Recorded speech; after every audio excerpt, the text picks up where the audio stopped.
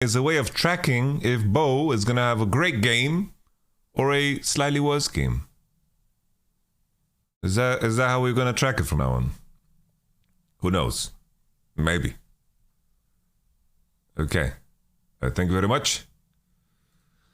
Let's take a look at the patch 13.3 notes. Okay, this is supposed to be a doozy. So I let you guys know already. I haven't read these notes, so this is going to be, you know, full on me. You know, I'm reacting.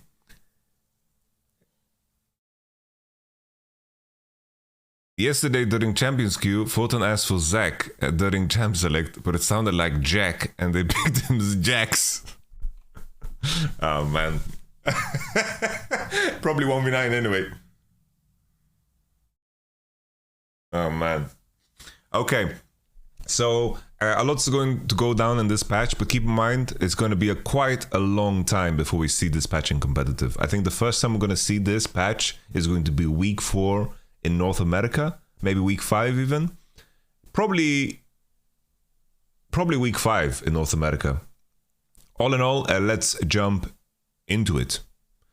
Aurelion Soul bug fixes, blah blah blah. E-flay damage, 60%, scales with soul, blah blah blah. This results in 0.6 damage per soul. Okay. Boring. We don't need to look at this, we're gonna go into it. I think Aurelion Soul, I need to, like, generally speaking, like looking at the numbers, I think it's easier to always check this out on LoL Wiki. Will there be a 5 portion of LCF 13.3? No. No.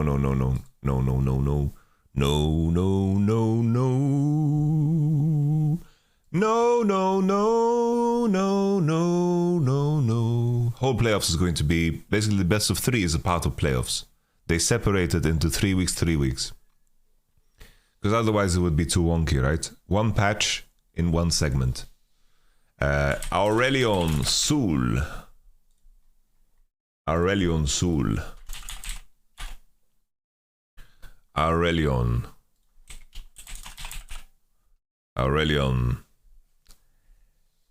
Let's see some of these numbers. Base health is super high. This is decent. 30 magic resist standards, 52. Okay. Armor, okay. Innate. Aurelion Soul's damaging abilities against enemies grants him stacks of Stardust, which improve each of his abilities. The amount of Stardust collected by each ability may vary by target. Breath of Light. Burst deals bonus damage equal to 0.3 bonus. Whoa. Okay. Astra of Light. Range is increased by 62.5% Stardust stacks. Outer and inner radius increased by 15% Stardust stacks. And execution threshold increased by 2.5% Stardust stacks. Okay. Effect radius increased by 15% Stardust stacks. Okay. Breath of Light. Cost, mana per second, cooldown 3. Cast time, none. Aurelion charges for up to 3.2 to exhale a beam of Starfire, during which you can steer the beam in the right target direction. The beam collides with the first enemy, reveals them. And deals magic damage every reduced to 50%. Okay, so you can kind of block this ability, right? Breath of Light can be recast within the duration and does so automatically afterwards. So you can just have this on endlessly, okay? So probably you're gonna be buying tier on this champ. I think like you kind of have to buy tier. I wouldn't be surprised if this is like this already, based over this, looks like Road of Ages, Archangel, Juicy, you know? Congratulations, Big Joey, that is fantastic. And of course, certainly not Kobe. You know, we gotta do the LCS. You know, it's exciting nowadays. Okay, at rank 5, Breath of Light's channel duration lasts for as long as Aurelion Soul can pay its mana cost. Ooh. This is a juicer. Like, the synergy, like this is very obvious synergy together with Road of Ages. Bonus magic damage per tick. It has this AP scaling. Honestly, this AP scaling is quite high considering it does damage every 0, 1, 25. Like, this is very insane. Bonus magic damage. targets maximum health. It's like, how many Stardust stacks do you need to... So you need... For 1% damage, quick math. Quick math.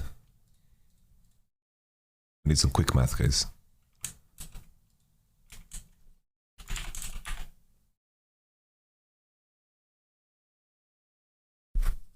Okay. That is very reasonable. Honestly, unreasonable, I think. This sounds OP. This sounds very OP.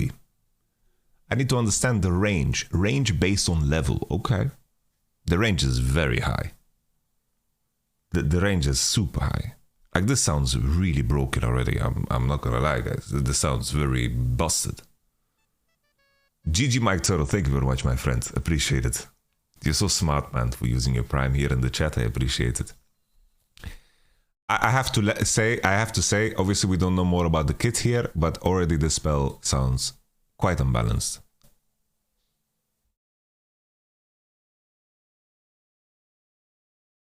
Aurelion Soul dashes in the target direction. While in flight, he has unobstructed vision, and Breath of Light has no cooldown, no maximum channel duration, and his flat damage is increased. But Astral Flight's dash speed is reduced by 50% during its channel. Aurelion Soul will be knocked down by any immobilizing crowd control during the dash. Yeah? Okay, I'm coming.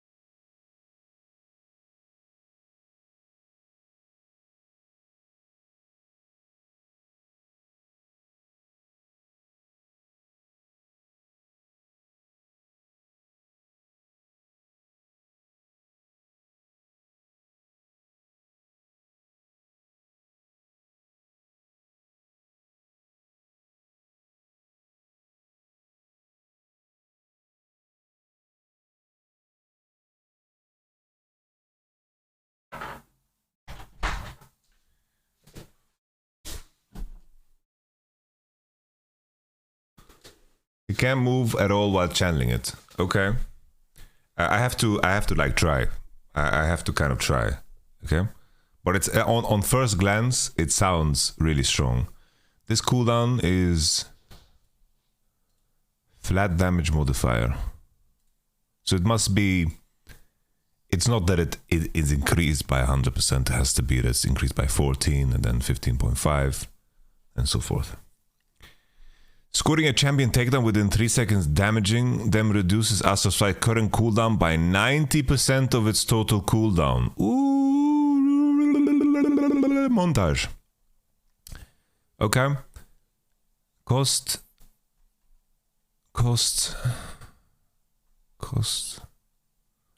Range per Stardust stacks. But this is pretty limited, I think. This is pretty limited.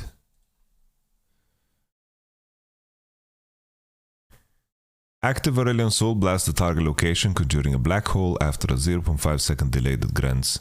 The main thing here, right, about this spell, why I found it OP, even if you're rooted when you use it, is that the cost of cancelling it is very little, you know? It's like, it's a 3-second cooldown. So I can give you a little teaser and then I can keep kiting you, you know? I can give you a little teaser, you know? I can a little, and then I can, you know, and I can walk away. You know, it's like, it's not so committal to to start blowing flames, you know? And that's a pretty big deal. I have to test how smooth it feels to cancel the Q. Okay? Singularity. Bro, what is this math equation here? A radiant blast to target rotation, conjuring a black hole after 0.5 dealing the grand sight. Lasts for 5 seconds and deal magic damage every 0.25 seconds to enemies within the area. Enemies in the black hole are dragged toward the center. Holy shit! We finally have a champion that does this. How cool is that? I've been waiting for a champion that does this. In terms of... there's this champion in Dota. Remind me of the name, guys. The Dota champion. That has the gravity... Enigma. Enigma, thank you. Enemies in the black hole are dragged towards the center of the duration. Non-epic monster targets within the center that are below 5% are executed. That's pretty cool. It's just additionally, non-champions affected have their move speed reduced to 0. Ooh. Like, I think about abilities like this, in essence, like imagine you throw it on a baroned up minion wave or to deny enemies push. I don't know if it's on purpose, but you skip the middle part of his Q for each second. What do you mean?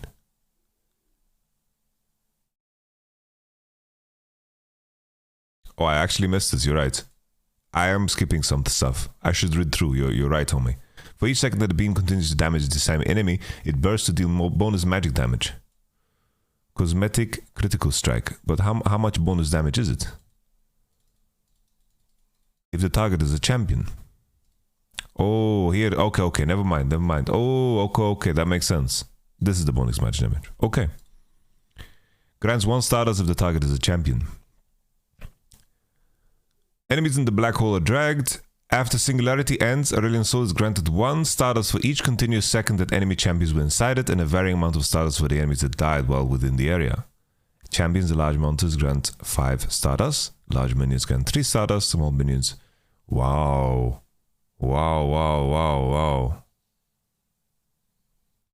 Yeah, I didn't understand... Like, this sounded really OP, right? But I didn't understand the exact conditions. And the conditions are now set, right? For one for each second, this proc occurs. That makes it a little bit more reasonable, you know. Thank you very much, Elmos, for the Prime Gaming. You should go back to Fnatic. I think I should do what's right for me, and I hope that Fnatic do what's right for them. But I am a tiger that is waiting for its prey. I will be patient for the opportunity to strike and to begin again.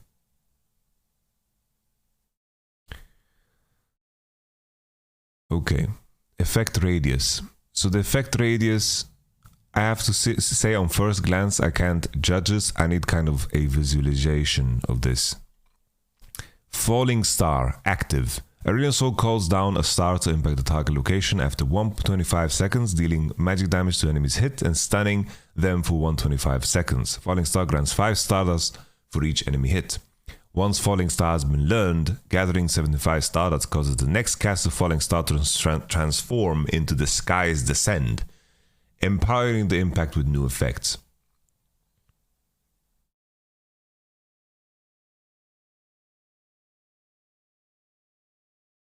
Oh.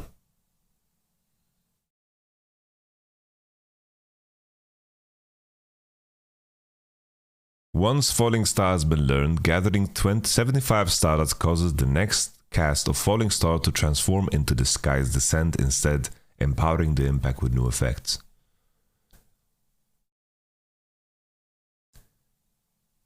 So, does this... Is it for every 75 Stardust I get a Sky's Descent? Or is it permanent? So basically, I learn Falling Star. Once every 75.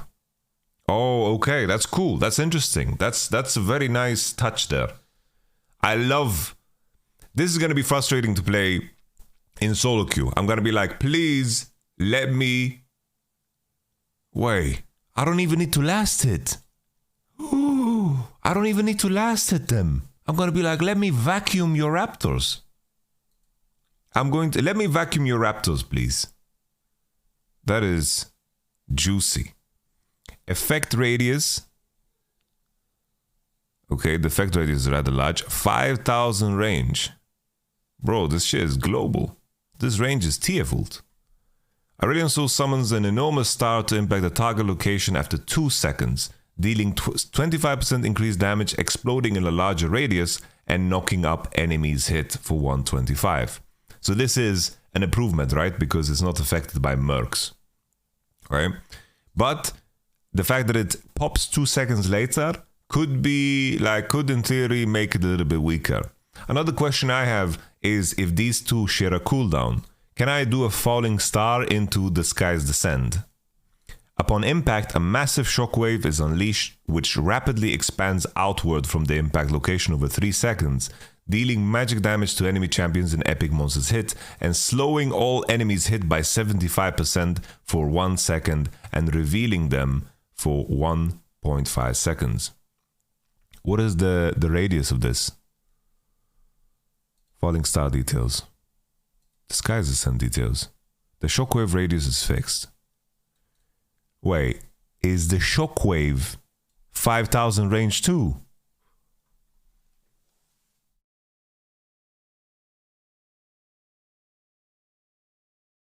Eh?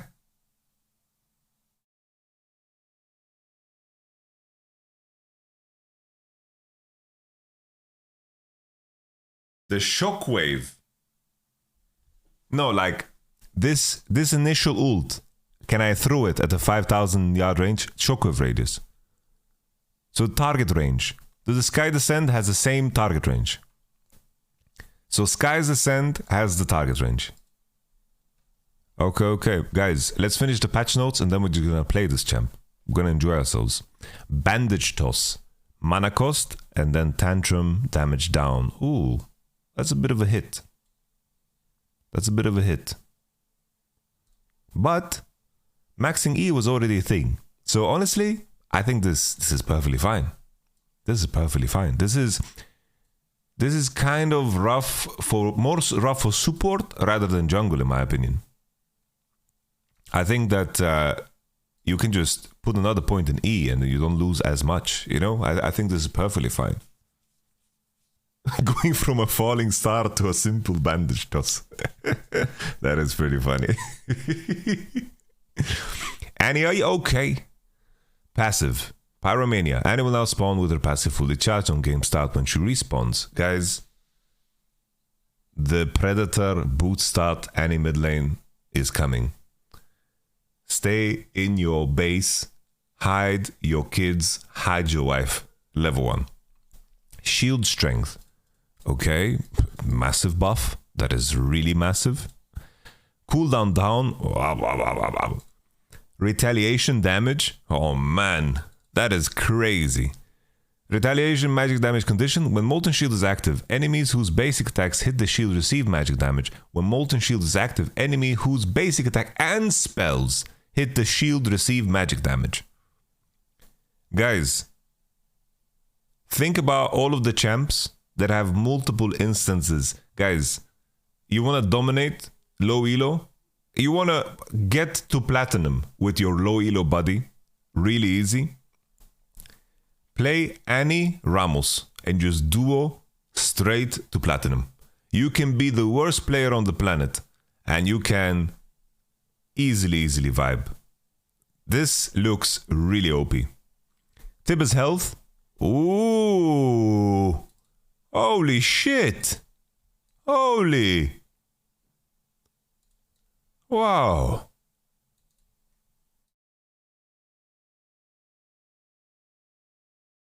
E Molten Shield will now only inflict damage against opponents once per target. Ah, okay, never mind.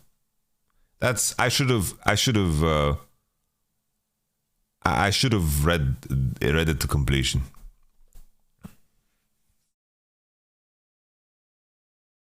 Okay. I thought you could have scenarios like, imagine you put Molten Shield in your body and then Zeri Qs and then Zeri just one shot. I thought we could have situations like this, you know, like Zeri Qs and then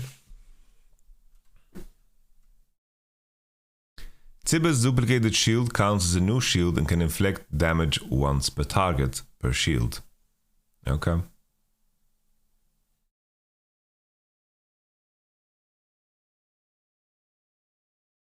It's still gonna hit twice in a fight.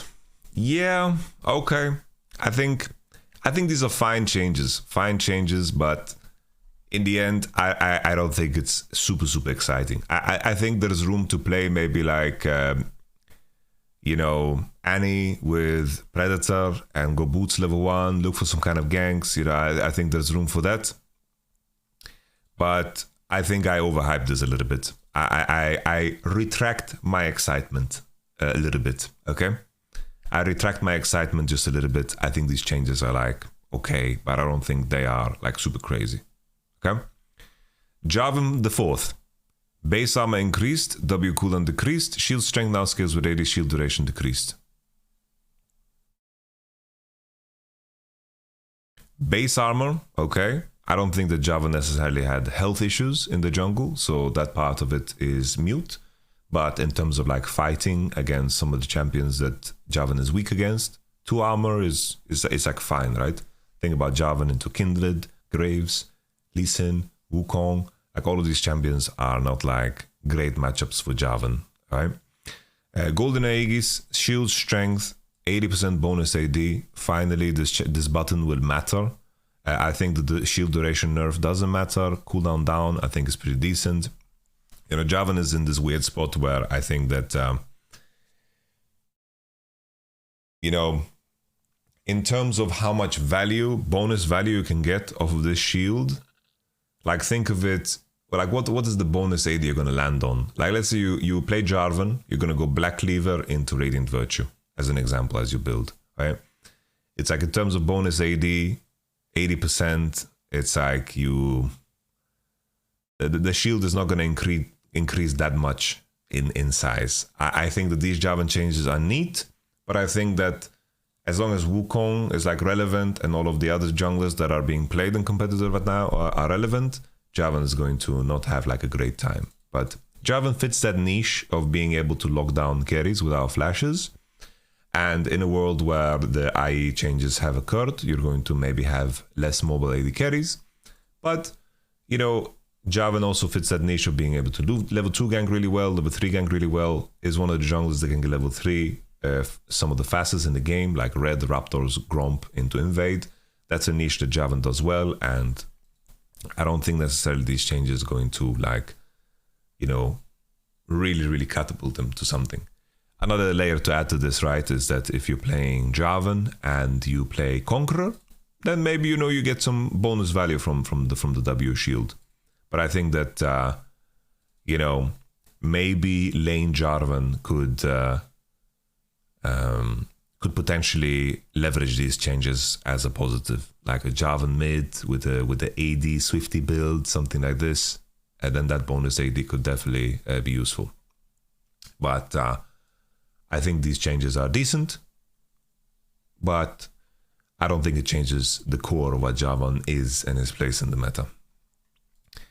K'Sante, health growth up.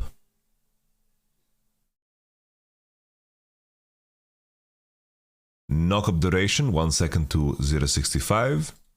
Q3 stun duration 1 second.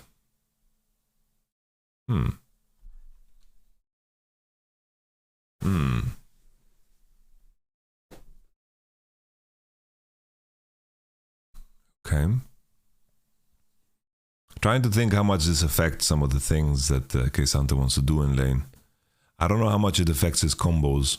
Like if you knock up someone with the R and so forth. I don't know how much it actually changes.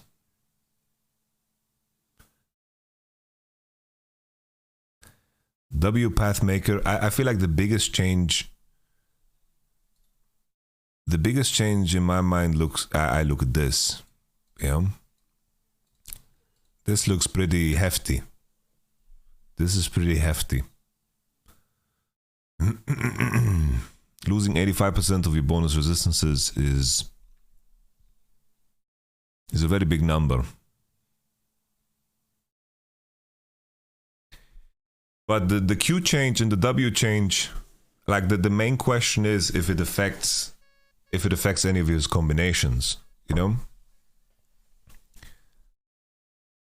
That is like the main question. It's like are people with tenacity going to not be able to be comboed into the turret if they get queued by the tofu strikes, right? Like that is my main question. Because otherwise, I think these are fine nerfs, you know.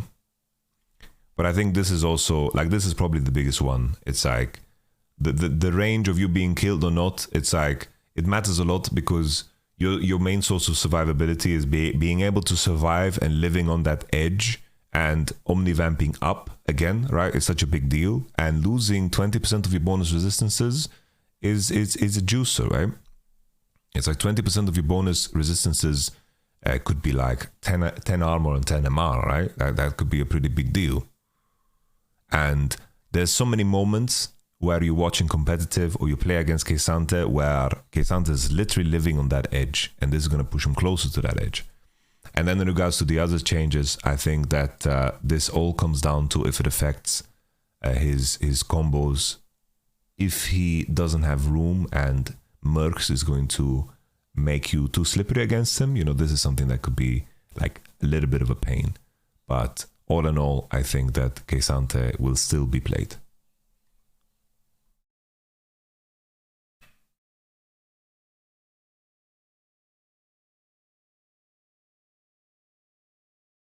Thank you very much, certainly Nakobi, for the gifted sub. You gave it to Globetrotter. Globetrotter, welcome to the elite. You have lived a life where other people make decisions for you, and it has worked out well for you. Congratulations. Cassidon. E base damage decreased, cooldown reduction from nearby casts decreased, R base damage decreased, bonus damage per stack decreased. Oof. Force pulse. Okay. Ooh. Ooh. Ooh. Oh, Brave 15. You're way too kind, Brave 15. You're just a genius, Brave 15. Let me tell you something. Once I was in a building and it was on fire, and the police department, the Feuerwehr, no one could save me. Bray just came in. He just drove up with his Lamborghini. He's like, yo, Yamato, I got you. He jumped into the window on the second floor, picked me up like this, and then he jumped out of the window. It was like 3 meters down, and then he just landed on both feet. And then as he was walking with me on his back, there was like funk music playing in the back. It was, and then all of a sudden it's like, I was fainted because I was inhaling so much gas. Then the next day I was opening a TikTok, and then it's like, it was just one of those Sigma edits with Brave 15. And it was just, he just saved me from the fire. Crazy. The thing is, I didn't have a TikTok account, so I couldn't save the TikTok. And now it's gone. Brave 15 is just one of those guys. He's just too good. E-Force Pulse. This is pretty hefty. It's pretty hefty. I think that, you know, Cassidon is one of those champions that can't be balanced around pro play. If it's strong in pro play, then it's gonna sister fist your solo queue. And we don't want none of that. So I think these nerfs need to happen. I think that for the sake of solo queue, it needs to happen. I think in competitive, Cassidon was already rare enough. Cassidon, you had some psychopaths that were blind picking Cassidon. Some psychopaths. And maybe there's some truth to that before the previous E-nerf. But I think that, you know, this champion needed to see a lot in order to be picked. And often he, like basically Kassadin could be like a 5 pick into 5 comp showing, right? But it is rare that in those cases that Kassadin is opened against a Kassadin player. It just becomes a 4-5 ban because picking it 1, 2, 3 is worst. OMG was complete psychopath. Faker did it too. They just slammed a little, Kassadonger.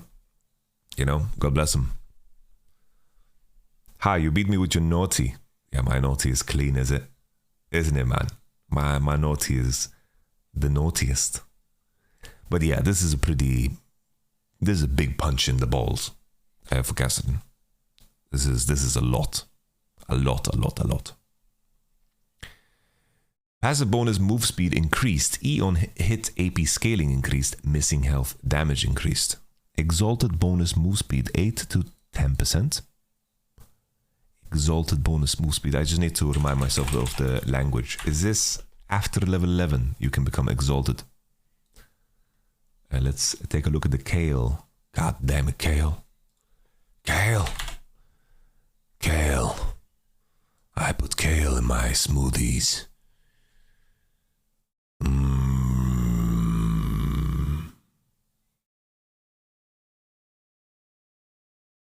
Kale, guys, kale. I put kale in my smoothies. Relax. I'm not Jeffrey Dahmer. Innate. Kale ascends through 4 forms that each grant additional bonuses.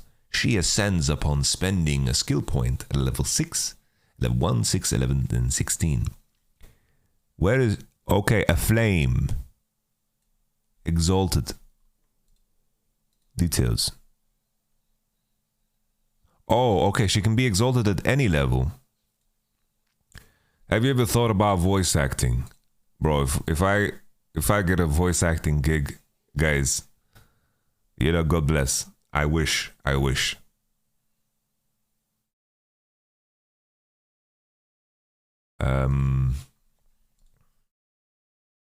I think the biggest buff for Kale is the nerf of bruisers. That has been the biggest buff of KO. But top lane is still quite bloody, and I think that's where it becomes a little bit scary. Yeah? Where could we see Kale picked in the current meta? Like, let's see it contextualized to what we are seeing in the top lane, right? Okay, so top. So K'Sante. I could see it being played into K'Sante. That is legitimate. I could see that happen. For sure, I could see that happen. Jax sounds difficult. Ryze sounds difficult. Fiora, playable. Renekton sounds a bit difficult. Gnar, playable. Wukong, what is this? Why is Wukong? Who's playing Wukong top? Jace, playable. GP, playable. But when I say playable, I'm saying like under the turret, hope you don't get dove. And then, because it's like K'Sante will have full control over the wave. GP will have full control of the wave. You're gonna drop down to HP, you're gonna drop low, you're gonna be in pain. Can you survive getting dove? That's the question. Passive on hit damage.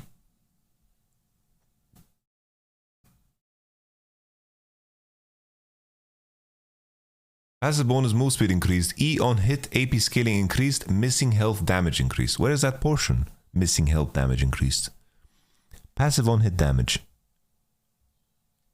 This buff is so small. Guys, this buff is so kuchunk. It's malenka. It's small. Very small. Very small. Yeah, I don't get too excited about Kale. How about mid lane? Can it be played mid lane? Let's think about mid lane. Ryze, hard. Azir, hard. Kassadin, maybe. Syndra, not so easy. Sylas, no way. Akali, maybe. Maybe.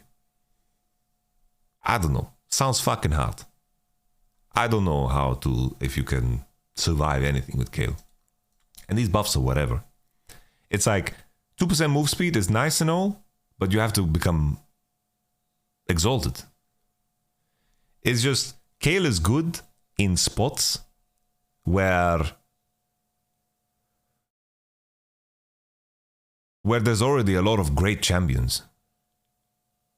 So like, let's say enemy picks Ornblind. You already have a lot of fantastic champions to pick. It's like, the question is, would I rather have Kayle than Gwen? Gwen is just the modern Kayle. Let's be honest. Sure, I can do like Kaiser bombs and ult my teammates and whatever, but I think Gwen, you know, in the name, in the words of Drutut, Gwen's Futa milk is just the shit. Not my words. Drutut's words. Drutut's words, guys.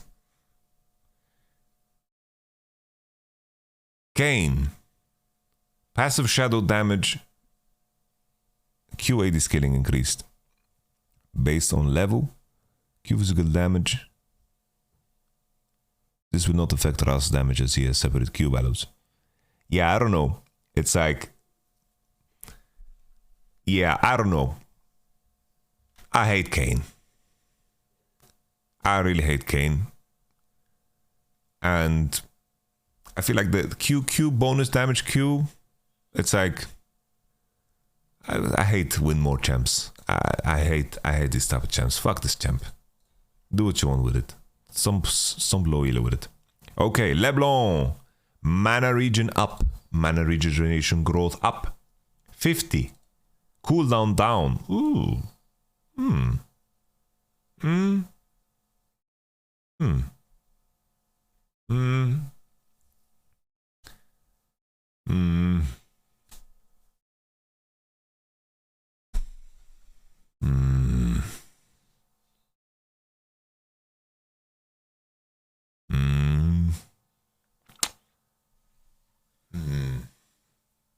LeBlanc is too impacted by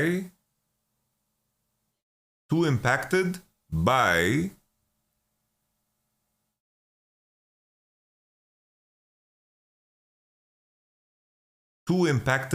fact that a lot of the junglers you want to pick with LB are weak. And it's very fitting that we see Lee Sin right here, because it's like if Lee Sin is strong, LB is strong. If Ryze is strong, if Syndra is strong, LB is worse.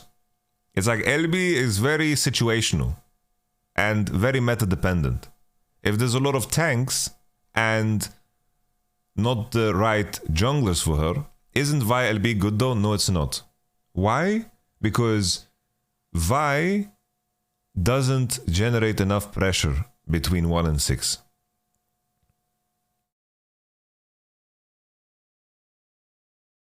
A lot of LeBlanc's matchups are very reliant on the fact that you need to fake pressure and pressure with the idea of the jungler being able to be behind you. What's OP about Lee LeBlanc is that LeBlanc can W, chain, and then Lee can just go through lane. W the minion, Q on max range, and then you reach. That's why LeBlanc Lee is so good, because they can choose all of their fights, right? That's what makes it so unique. What are good junglers for LeBlanc? Could be Trundle. Trundle is a good one. Jarvan is a good one. Lee Sin is a good one. Just junglers that want to be very, very active and doesn't reward the enemy for buying mercs. That is the big one, right? Often we see like LeBlanc Sejuani, and then the enemy mid laner buys mercs. And then, you know, he looks at LeBlanc in the eyes and say, "Little lady, you're gorgeous, but you do nothing to me."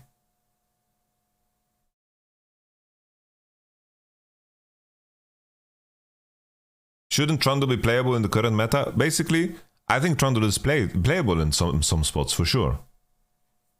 For sure. Like, we've seen 2 Trundle games for 1-1-3, and they've been dank. Really good. Really good Trundle picks. Right? I think, like, if enemy is showing, like, Keisante and Sejuani, right? You slam a Trundle. Like, you guys think that Malrang is not going to slam a Trundle against Ebi Keisante and Jankos Sejuani? He's going to do it every day of the week, guys. Aurelion Sol will be enabled for Spring Split, yes. In Europe, if that's what you're asking. But yeah, I don't think this change is that massive. I think that this change is probably bigger than this change, because in a lot of cases you max W. Maybe you have some room to go like maybe a Q max, but I think this change is bigger than this change. Like, I think this base stat change is really, really big. Like, I think this is huge. It's like the mana that you will get in the long run off of this is probably more than you get from the reduced mana cost from here. Because, like, let's say you're in a situation where you're maxing Q and you're playing a poke lane.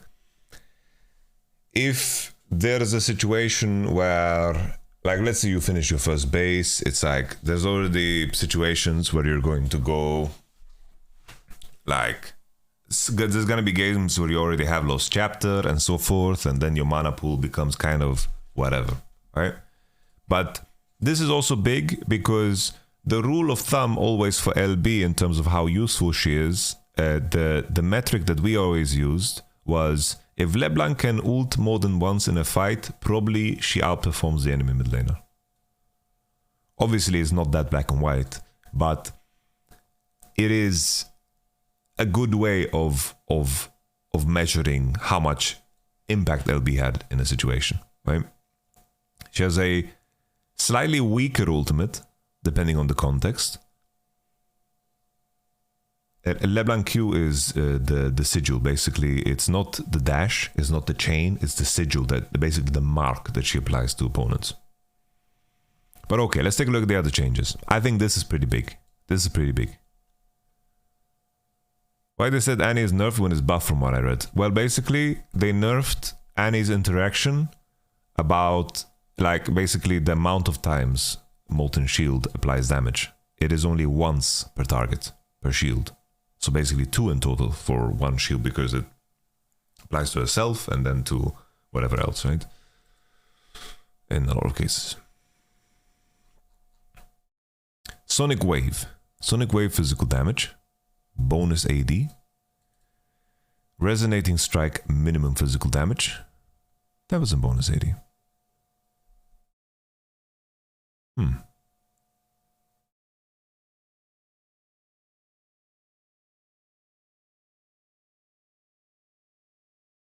Okay.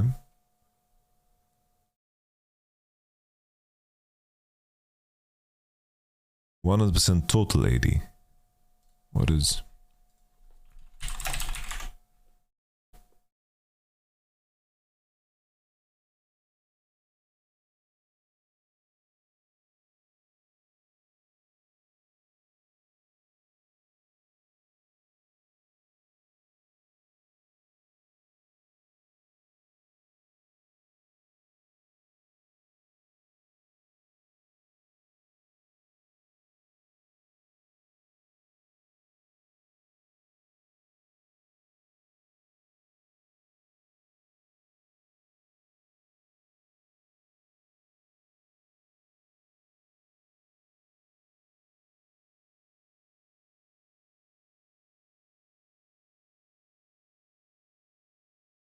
This is fine, guys. This is perfectly fine. He barely loses damage. This is okay.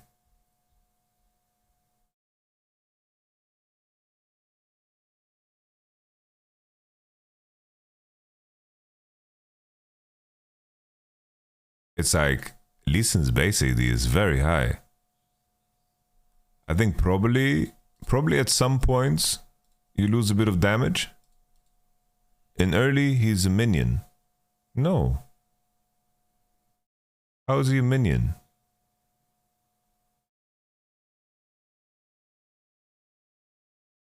it's like this affects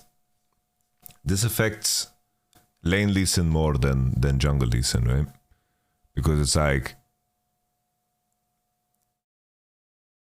because keep in mind, right? It's like if I walk to lane, if I walk to lane and I buy a longsword, I have 10 AD, right? Then I believe, if my math is correct, that you get a little bit more damage. If I'm jungling, I think I gain damage.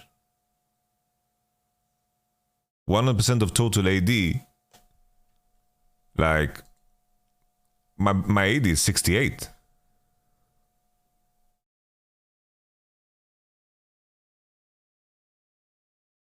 With 35, 103. But then you have to think about adaptive. But adaptive, basically the math for adaptive force is exactly the same, right? Because it's 100% bonus AD and 100% total AD.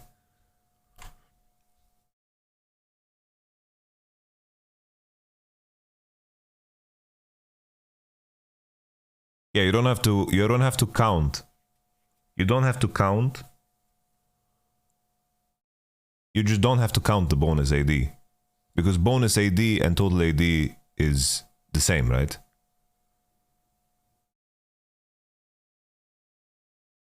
So basically you just have to count your base AD. Any bonus AD is increasing the damage of both circumstances the same. So you don't need to count it. You only have to look at your base AD. So let's say, look at Lee as an example. Or like, let's look at Lee Sin. Because it makes sense. So let's say level 1. He gets 68 damage. Let's say level 3. Level 3, he has 73 AD. 73. Let's say I put 2 points in E for some reason. Which is very rare. So this is extreme case. We have 65 plus 73, 46. So we have 138 damage in comparison to 130.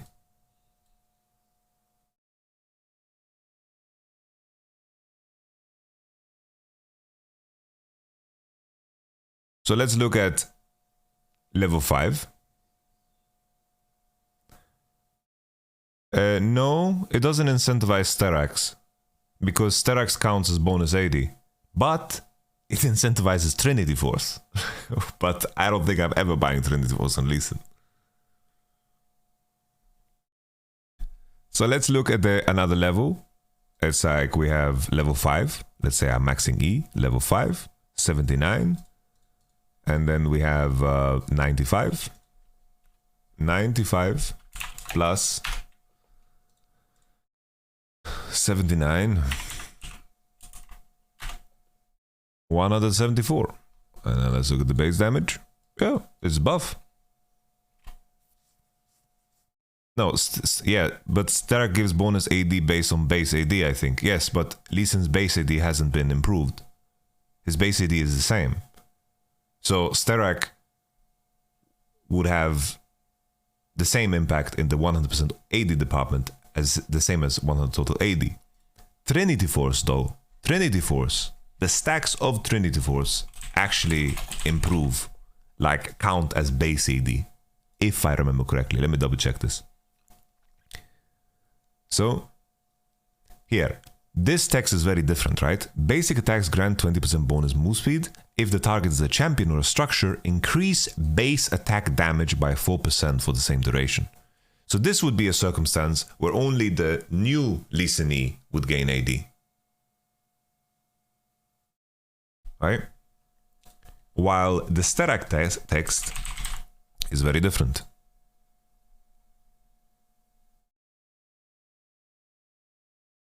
Right?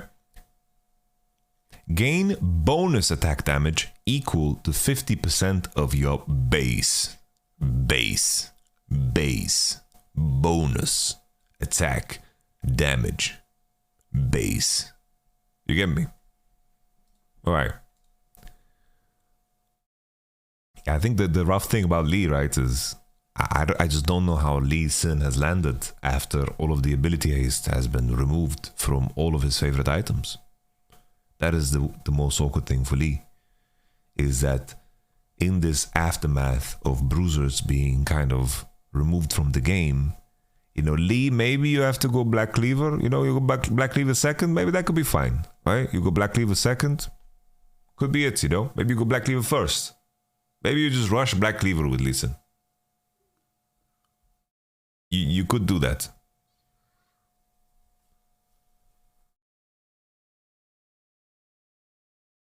Alright, Trundle. Frozen Domain. Trundle's dance speed now scales with Trundle's move speed. I think Trundle is one of the unsung heroes.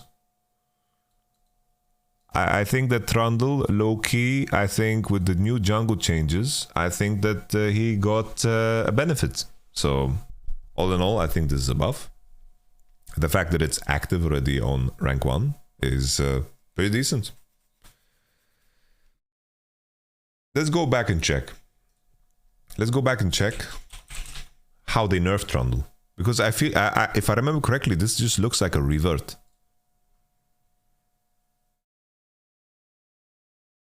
Let's look. Alright, base attack speed reduced to 0.6 from 0.67. Alright, that's a pretty big nerf. Oh shit, cooldown increased to 18 from this. Alright, okay, he got monster nerfed. Okay, so it's not quite the same. I forgot all of this jazz. And I thought this was just a revert of this.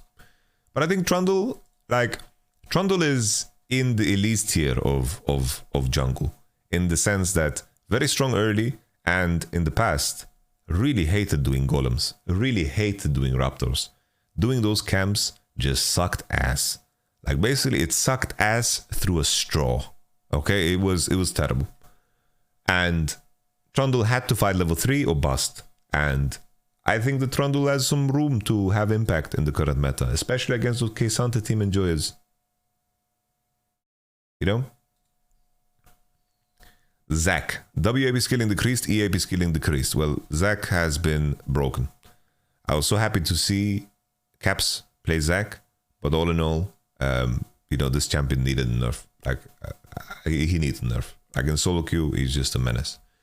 Honestly, this nerf though, I think, you know, the demonic embrace nerf is a big thing. You know, it matters.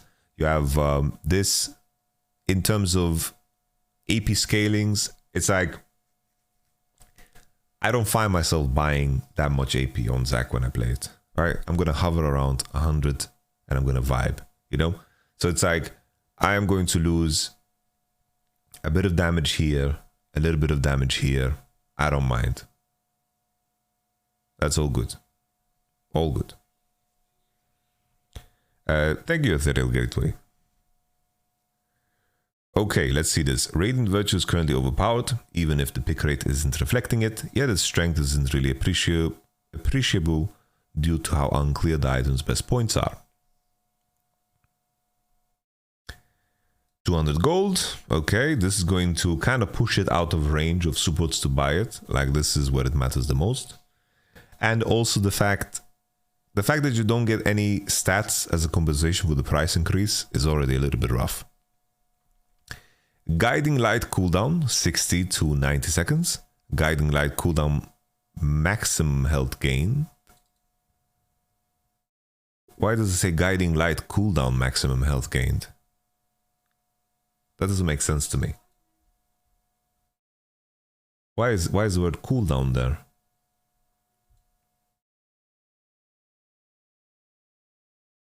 Mistake. 10% to 15%, okay. 8 to 16% maximum health over 9 seconds. Yeah, this is really big nerf. Wow. This is just a turbo nerf. This is a really, really big nerf, by the way. It's like you're already happy. You're happy that something is gonna happen to you, and it's like, whoa. Guys, no meme. I'm gonna pull up my Obito.gg, okay? My Obito GG. I'm gonna look at here. You know what I find myself buying when I'm playing tanks top?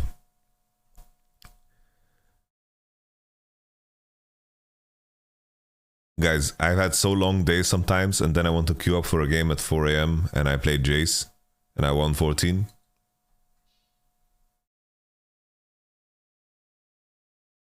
Hey, let me find my Ornn game.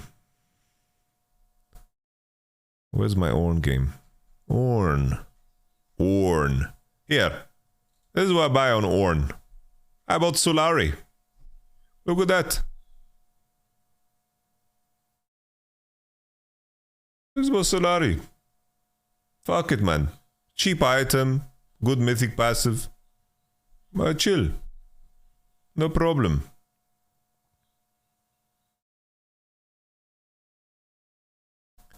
Wouldn't be surprised if we see more of this. At least the mythic passive is reasonable, you know, and the price is cheap, and you can just carry on buying other items. It's like tanks need to buy specialized items for lanes and for games, and the mythics are not specialized enough. I have this crazy idea, this really crazy idea. Imagine if tanks could buy their items and they could choose the resistant components. Okay? Let's say I am buying Sunfire Cape, but I want to buy a magic resistance version of it. That would be super cool, man. That would be dank. Let's say I want to buy Chem Tank and I want to run fast at the enemy, but the enemy, I need armor. I would love to have that option. You know? It's like, look at the items in the game. Items.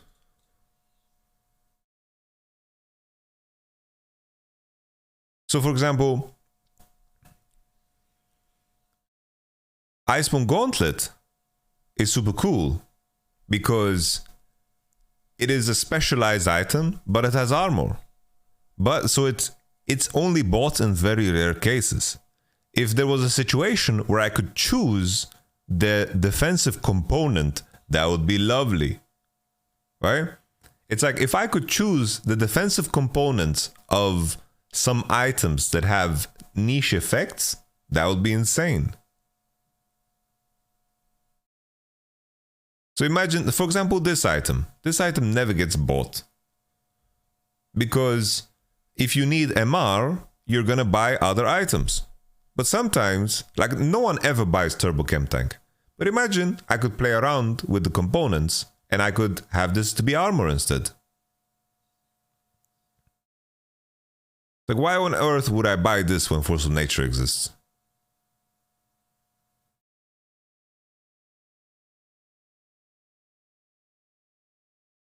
Randon's Omen is very specific, right? No, one armor is not one MR. I don't think that's the cost calculation. Why not buy Deadman's Plate? Deadman's Plate is also very specific. So basically it's like, I would love a situation where I could create Turbo Chem Tank in the game and build it, and I could choose the defensive component of it.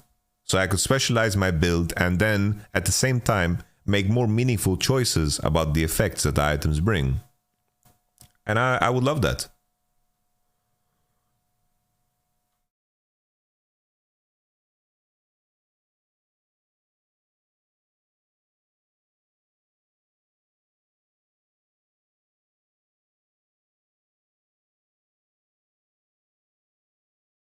Obviously, like the numbers need to be balanced towards the gold efficiency. I'm not saying that this item needs to have 50 armor and 50 MR. No, no, no. Obviously, these stats are valued differently. But I think that there is a lot of aspects to the game that, like a lot of items become forgotten.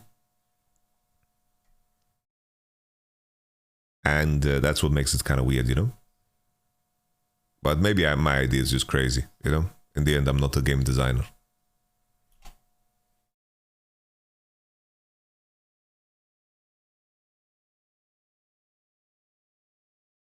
Maybe I ask this, I pose this question to Freak.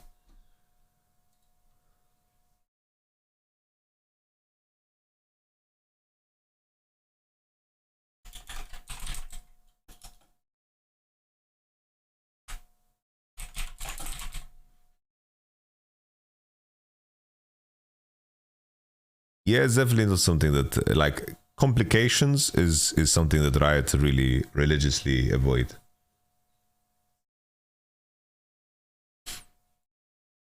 Umbral Glaive. When a ranged champion using Umbral Glaive attacks a bot, they will deal 2 true damage to it. Melee champions will still deal 3. Umbral Glaive will no longer instantly kill traps, but it will still reveal them. Okay.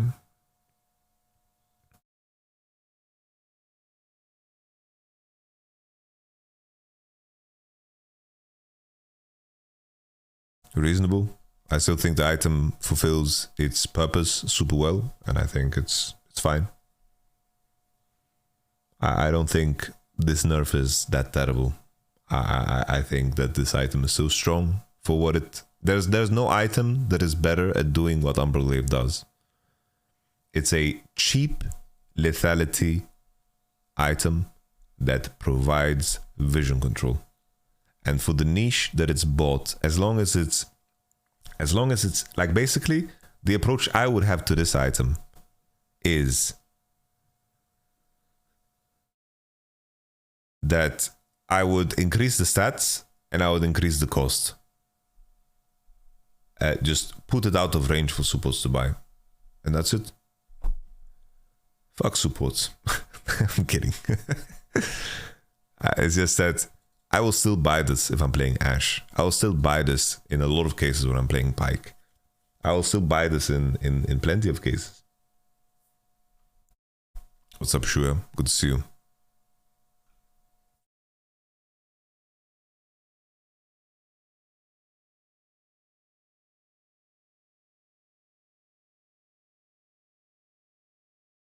Overheal changes when turned into ship 30.2. 10 to 9% maximum health. I remember listening to Freak's video about this. Okay. Good morning, Drippin' Wesson.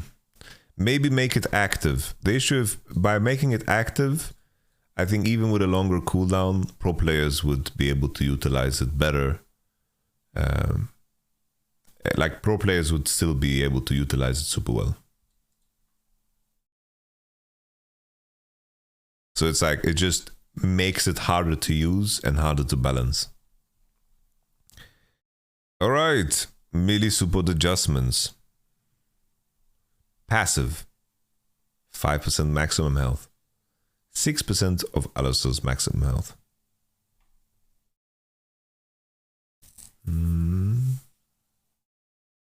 Mana cost, that's nice. Mana cost is big. Magic damage. Okay. AB scalings are kind of whatever, considering what items I'm gonna buy, right? It's like, rarely I'm gonna go Adaptive Force on Alistar, and I'm gonna have like 10 AP from my support item, so it's not that huge. Headbutt, 20%. Trample.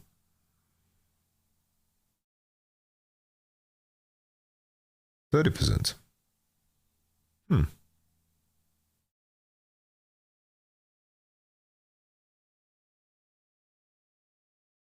Yeah, it's weird. I guess I'll be incentivized to buy HP on Alistar, right? To just boost my healing.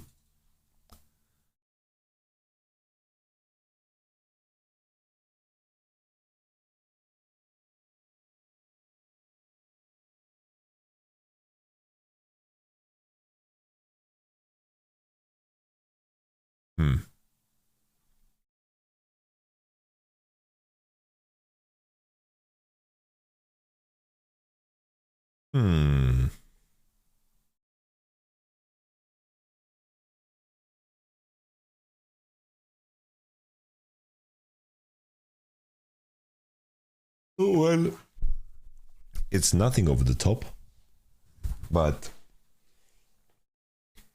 it's like, I think Alistar is honestly in a fine state.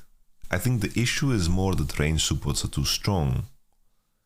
And I worry if Riot goes with the approach that they're going to buff melee supports to equalize to range supports, then supports are just gonna become more and more broken as a class in the game. So I have that concern. I have that concern, my friends. Scary. Scary, scary. Scary, scary Jim Carrey.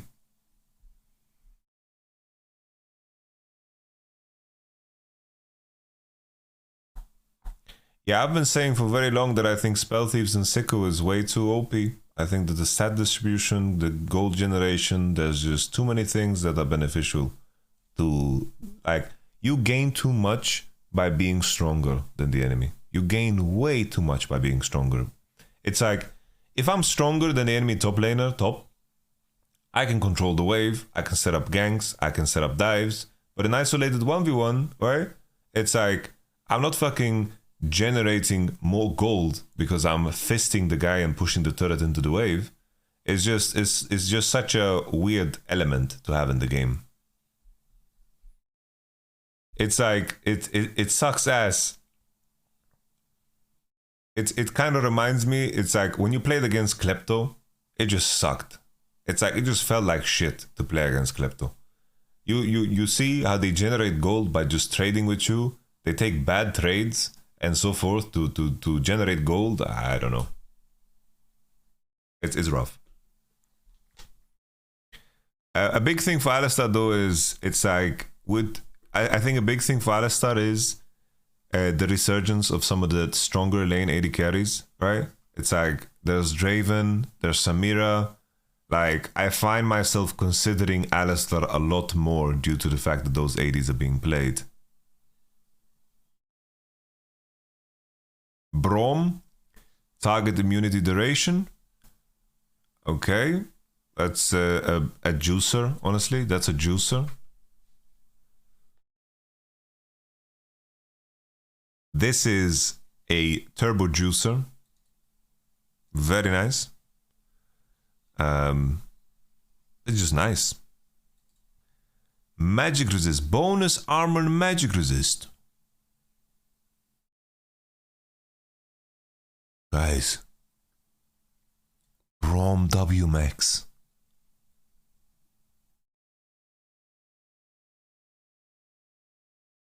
Braum W Max.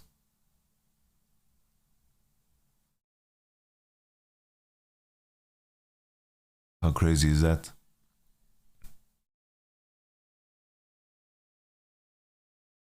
Thing is, like, the issue with these champions is that they will just become even more OP in the spots that is good.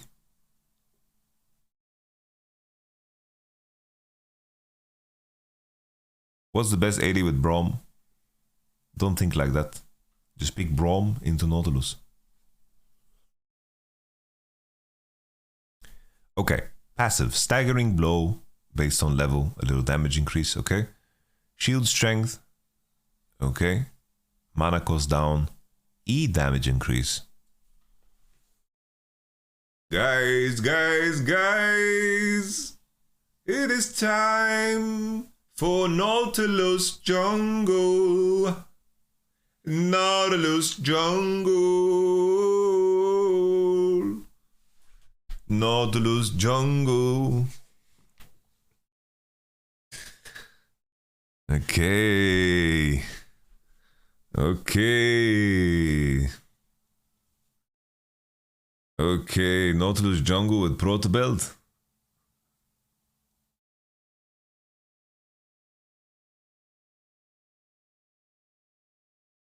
Why aren't picking Braum into him? What do you mean? Yeah, I don't know. I got hyped by Nautilus Jungle, but this buff isn't super great. Braum into Heimerdinger. How do you play that, brother? How do you even survive? You're gonna be standing there, you're gonna try to Q the Heimerdinger? He fucking places a turret in front of himself? Bro, that is terrible lane for Braum. You need to stop thinking about the champ Braum. It's like, yeah, he can shield all of the enemy spells.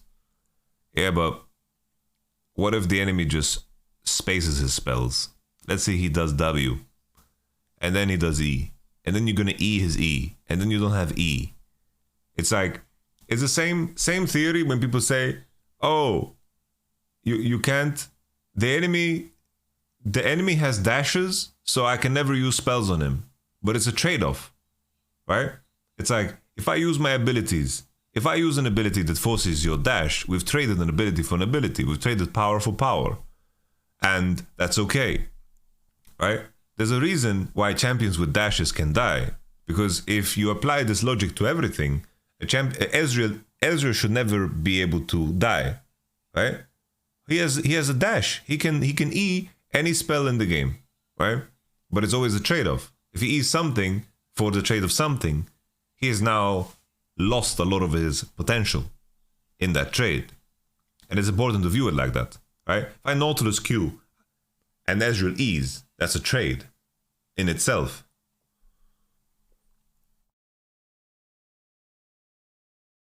But I have never thought a moment in my life that I think Ezreal is the counter to Nautilus, right? In some cases, you can look at it the other way around. Another interaction is, for example, Nautilus into Xayah. It's like, Xayah is very safe because she has her R ability that it can kind of reset her position and reset the fight. I can think of it the other way around too. I can Nautilus ult onto Xayah, and I can force her ult. And then she has no ult, I have no ult, it's a trade-off. In some cases, Xayah ultimate is more valuable than the Nautilus ultimate, and in some cases Nautilus ultimate is more valuable than the Xayah ultimate. It's very, very contextual, right? But a trade occurs. That doesn't make Nautilus countered by Xayah or Xayah counter Nautilus. It's just a trade. And depending on the context of the game, maybe I'm ulting the Xayah, she ults, and then all of a sudden, by Akali or whatever, maybe I have champions that are going to have a very easy time to access her, right? Or maybe we have a Varus. I'm laning Nautilus Varus, and now he can ult her for free or something like this, right? That you always need to remember the context, right? And I bring this up because my man mentioned that Heimerdinger, like Braum is good into Heimerdinger, but it's like, if you E his spell once, then you're in for a rough time. Who do you think wins the Leona versus Nautilus matchup? I think Nautilus has counterplay, because you can Q the Leona E and you can put her out of range to Q you. Basically, like, you can Q the Leona E and then she can't Q. She's gonna get traded on and she's gonna lose HP. I think that the tricky thing for Nautilus though is that very rarely he can Q in because he's very killable, right? So like, Nautilus doesn't have an easy time queuing in, and it is very AD dependent. But I think that in my mind, I think probably I would say that Leona is slightly favored. Slightly favored. But it's very AD dependent. E, Phantom Undertow. This is a pretty decent buff, all things considered, right? It's like, it's a decent buff because E, you max second now, but it's not that big of a deal. Keep in mind, like, Pyke's E is already like super rewarding to hit, and a lot of the time it's being used as a gap closer or in combination with your flash or sometimes prowlers or sometimes ult. I think it's nice, but I don't think it's a super big buff. Rakan. Q, cooldown, okay. Mana down. Okay, base heal. Okay. Okay. I feel like Rakan has already been a decent spot. EP scaling.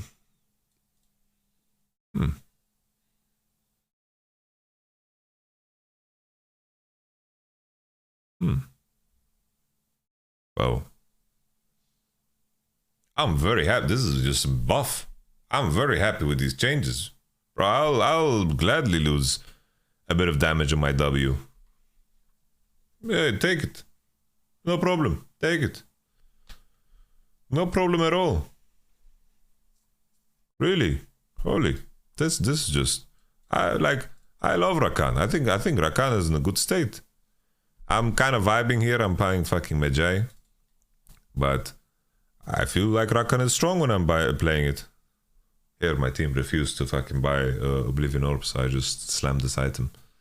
This shit piece of shit item.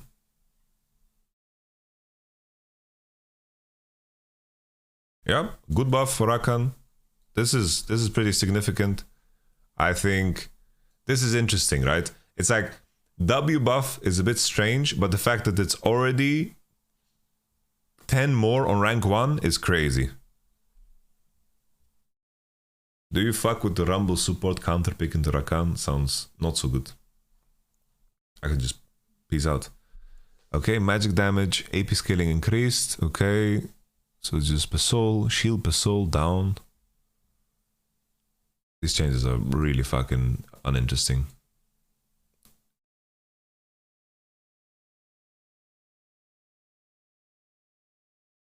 I think these changes are very, very uninteresting.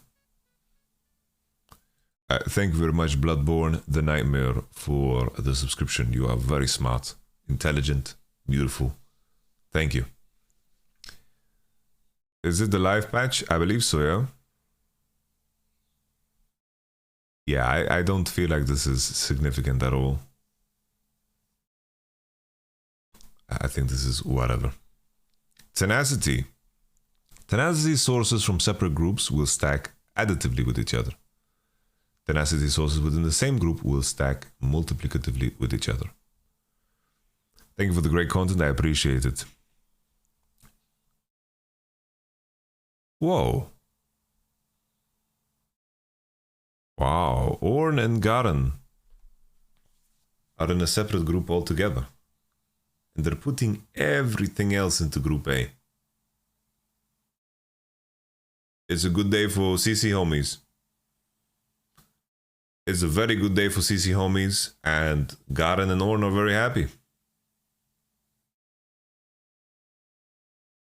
Huge. Wow. Wow. Okay. Okay.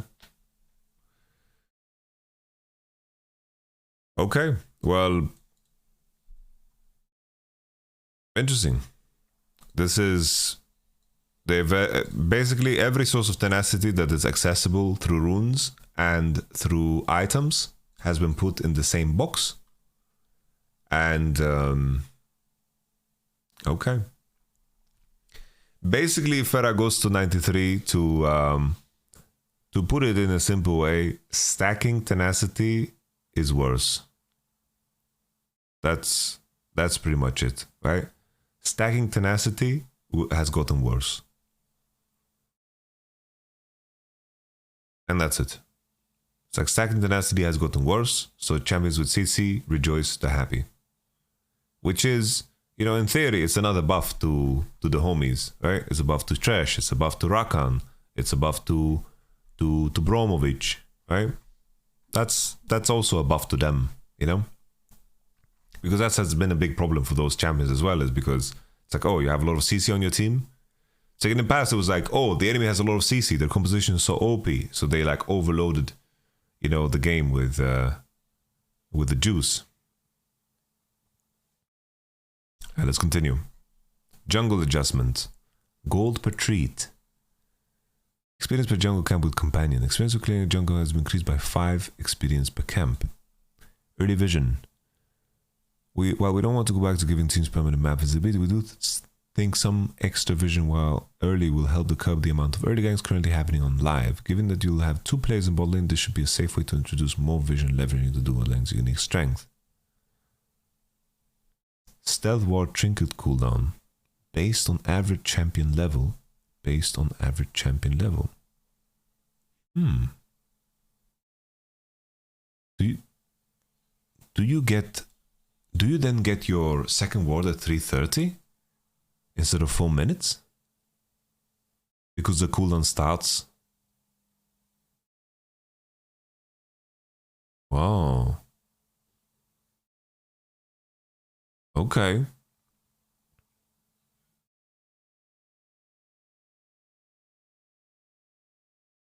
Based on these changes are not relevant to LEC because they're not going to play on this patch. Wow. Okay. Okay, well, this matters a lot. How can you die early? There's literally no skill in terms of the wards that you place anymore. Honestly, it wasn't much skill before too. You could easily secure yourself. You could easily secure yourself.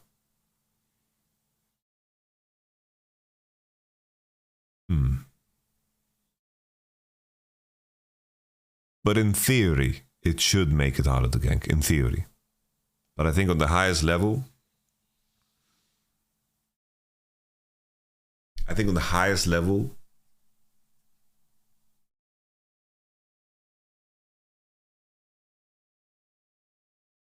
it's like, I don't know how much it will affect solo queue, so I'm only thinking about it through the lens of competitive.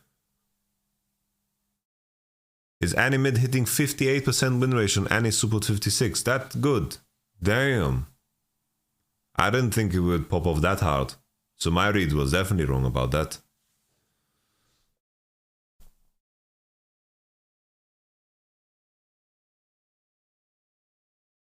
Okay. This is gonna make a small percentage of dives not work. Okay. Clash update. Competitive.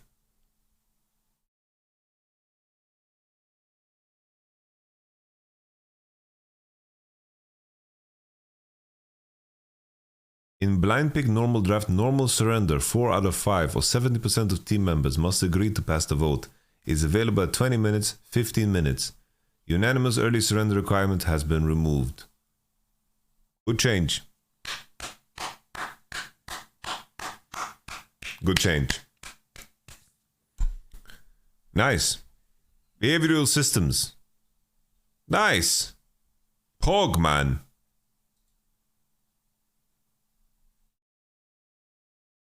Pog, man. This is just bug fixes. I don't think we need to check them. What is this? Oh, are they in high school or some shit? Come on, man. What the fuck?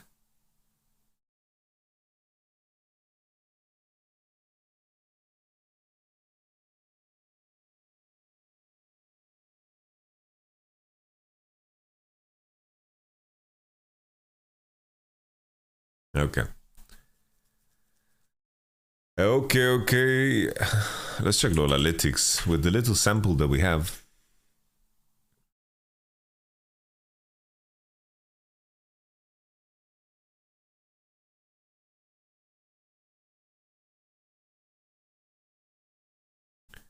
Check competitive. It said something in Apex ranks. Okay, let's look. Where?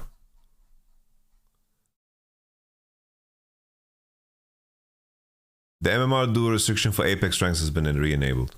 So basically it's like, it was based off of MMR, but now it's like based off of like your ranking. You can't be like too many divisions away apart from each other. They just allowed it in the beginning of the season because like they don't want people to be in a spot where, let's say someone decided to play more games than their friend and that they can't do anymore because of early season.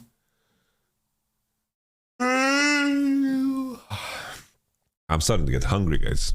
Maybe it's time for me to order some food.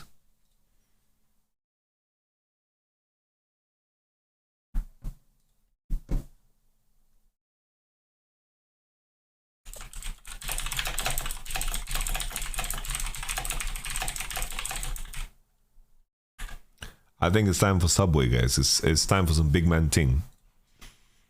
What else can we check? All right, so Lolalytics we wanted to check. All right, buff champions. Well, keep in mind, it's a very small sample size. Okay, very small sample size. Jesus. That's crazy. What are people cooking on this jump? People playing in Korea. Okay, so not so many, 91 games. Let's look global. Global, 142 games. Platinum. Let's just check gold. Yeah, this is a very small sample size, my friends. Very small sample size. I don't think we can be too crackalicious on this, okay? We can't do too much crackalacking just yet.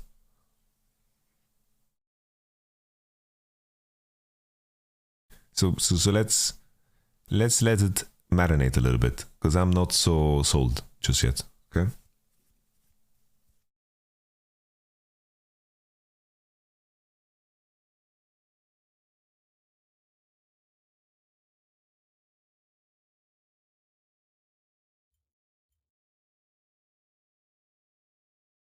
Transform, fit to screen.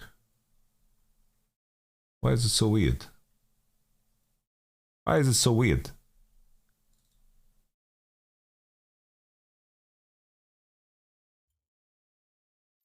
Why is the resolution not great? Guys, what?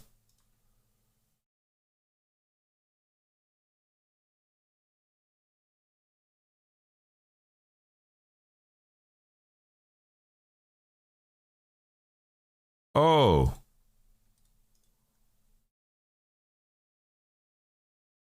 Okay. Gucci gang, Gucci gang, Gucci gang.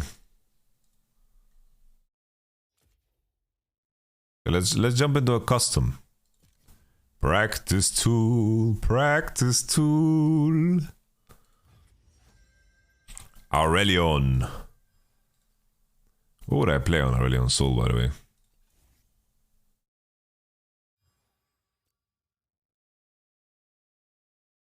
First strike doesn't make sense to me. I feel like my damage pattern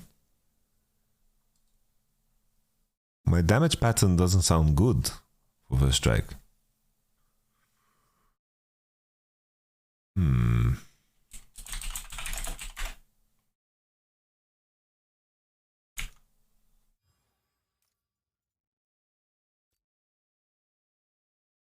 Bro, let me fucking do my own runes. I'll play like maybe Ari.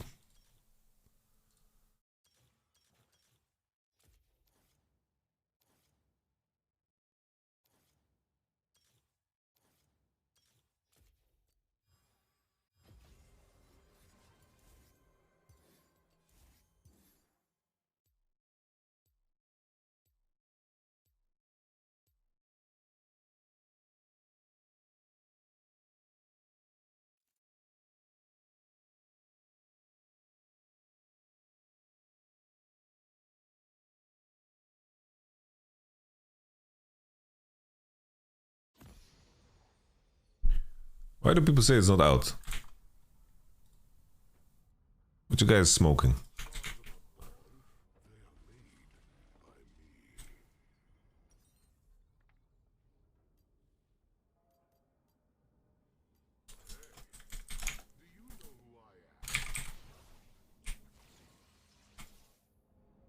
Oh, the activation is pretty smooth. Holy shit, it's so smooth, guys. Woo! Gameplay is king. Gameplay is king.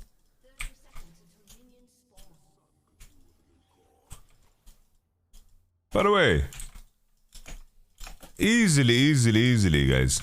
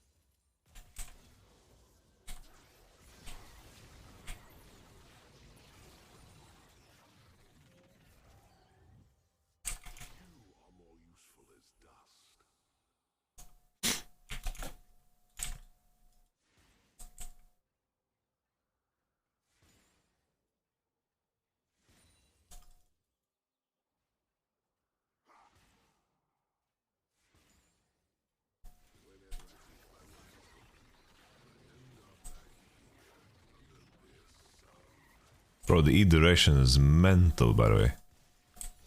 The E duration is crazy. The E duration is nuts. Okay, you can't kill turrets.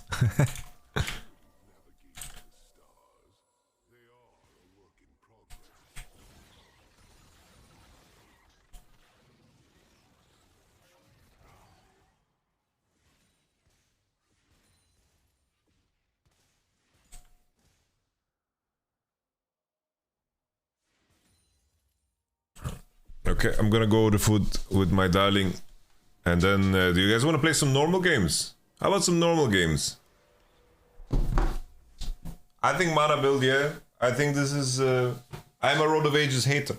But I think Road of Ages here might be good with Archangel.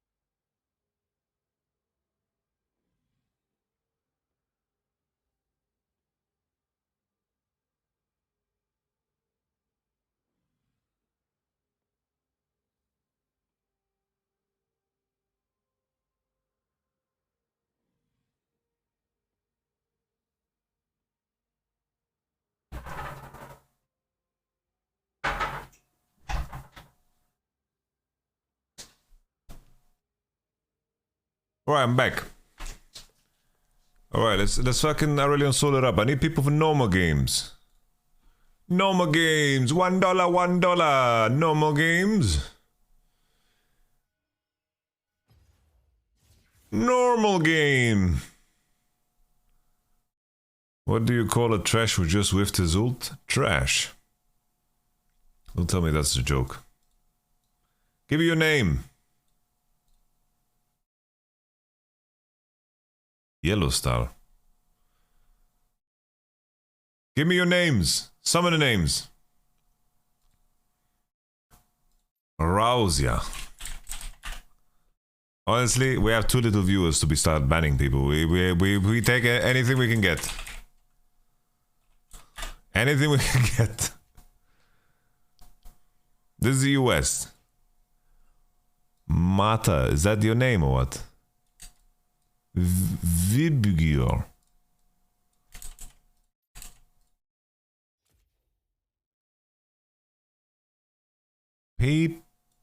Papemorv.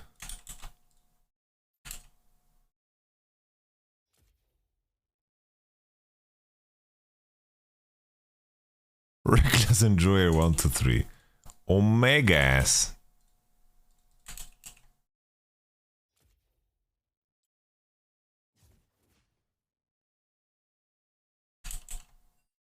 Are you still planning to do IG reviews? Today we are gonna have a lot of time. Brave 15. A lot of time. So I'm gonna be streaming all day. So we will see what we get to. Maybe we're gonna prioritize JDG, RNG, and maybe T1. And we see where we go. LCS is tonight.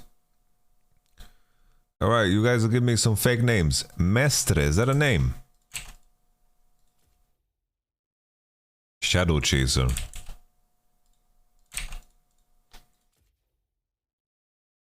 If the invite doesn't go through, it means you're offline or something and the show must go on.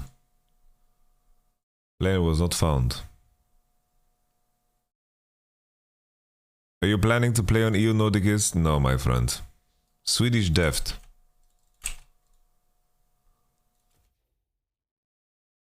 My Swedish Deft is fucking Reckless's account. Fuck my life, dude. That's pretty fucking cringe, dude. Oh, man. Accept quick, man. Please accept fast so I can press find match. Please accept. Please. Oh man. I need one more. They're not found, Reckless Enjoyer. Daubani.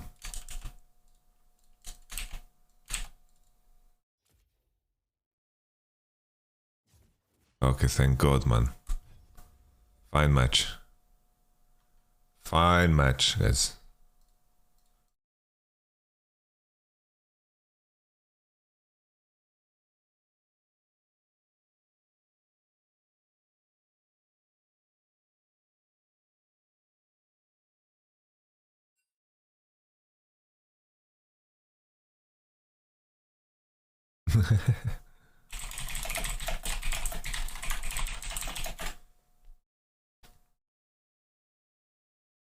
Where you going? Guys, I'm going mid and I'm playing Aurelion Soul.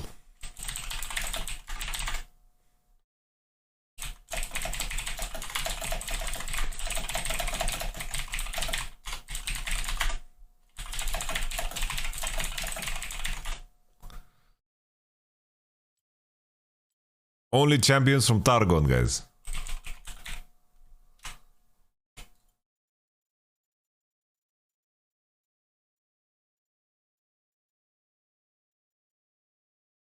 Where is it? Where is it? You guys want to do this challenge?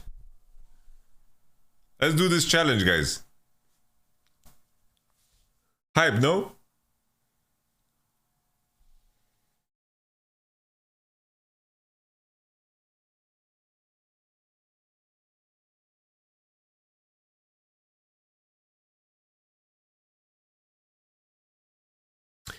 Bro, when I woke up, there was this rhyme that came to my head. I had like this epiphany of this rhyme, okay? Basically, the rhyme is, it's basically the rhyme. I need to add it if I'm gonna do like a diss track, okay? The rhyme is, doing one good thing doesn't make you not bad. Just like me fucking your mom doesn't make me your dad. I don't know where it came from, but it just came to me like an epiphany.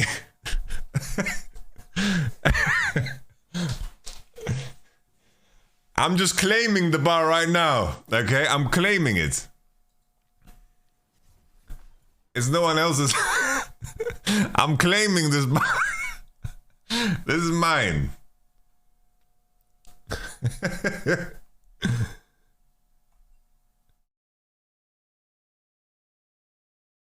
Guys, we're doing Targon. That sounds like Ali G. I think that's just you being racist. No, I'm kidding. Targonius, Maximus. Let's go, team. Holy, what a composition! I wish we had Leona instead of whatever that is, but... By the way, guys, are we feeling the Dark Harvest? No, we don't. Let's go Comet. Mana Flow. Transcendence. Cosmic. Boom, boom. This is the build.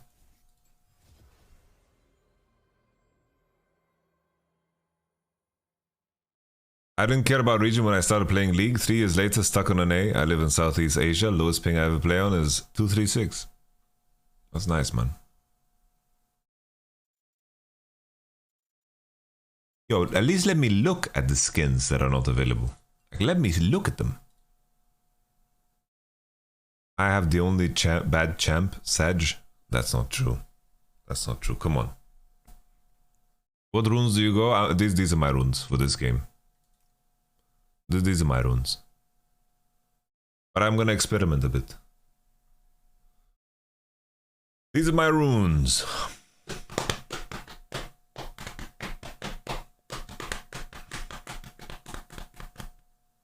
Yeah, I've seen the Q spam. I want to try this, and I'm gonna try Conqueror too. I am excited for LCS Bangers today. Are you excited? We have 420 viewers up in this bitch.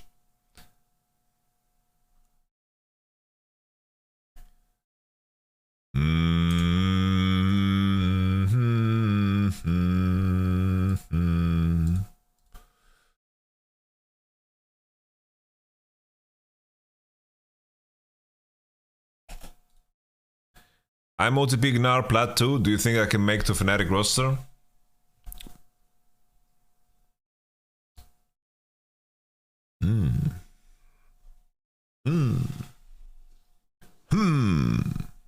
What rhymes with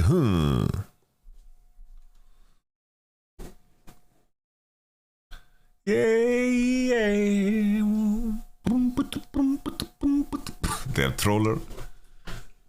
Yeah, is this Ziggs or is this fucking Heimerdinger, man? Who would know? Ah, Garen. Garen abuser.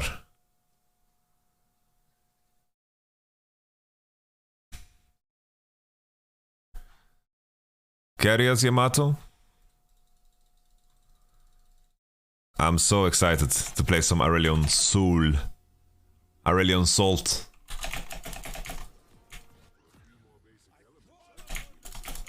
Yo, James seems to be fucking good. Are you trolling me? My Jace has... It's like... My Jace is seasonal. Sometimes it's fantastic, sometimes it's really bad. Okay, this Twitch is gonna open up on my booty hole, okay? He's gonna open up on my booty hole, so I'm gonna cover my booty hole. No one's gonna open up my booty hole.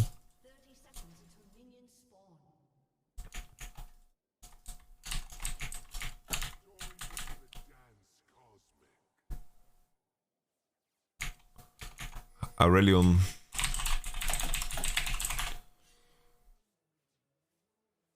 Alright. They call me a comet. They call me a dragon. They have no words for my true form. I googled Aurelion Sol playlist and this came out, okay?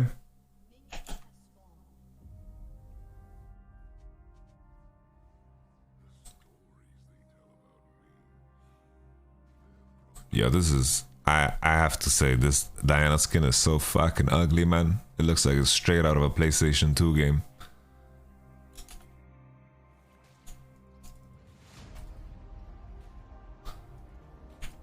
Madara.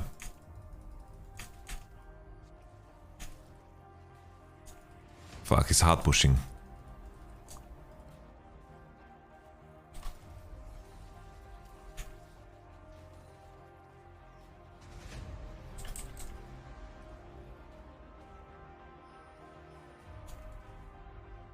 Fuck, I'm trying to make the minions live. Long live the king. That was a bit too greedy.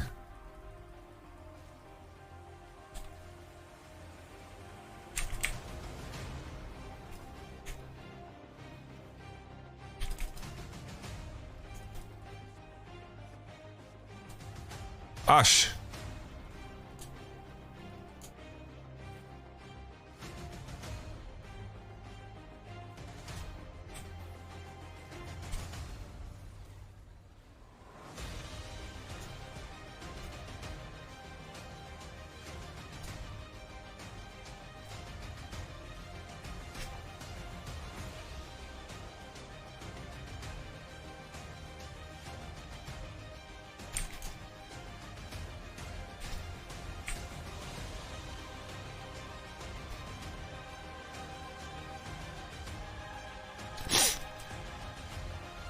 I'm eating so much shit.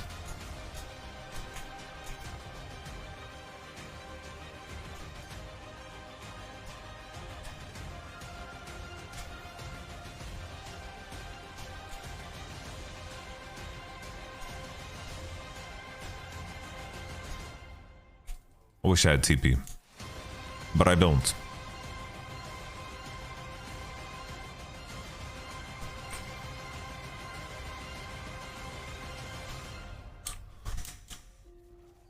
I'm gonna pretend to base here and then we're gonna catch this.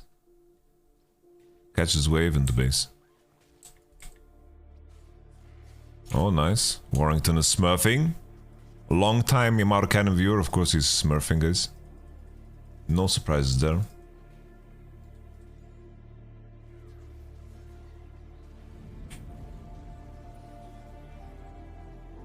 We're basing here, my friend. All you, baby mama Juju. All you.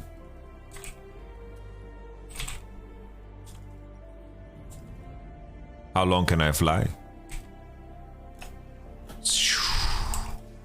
We're ghosting to lane, by the way. That's how we play. This is how we play, guys. How are you feeling about ASO so far?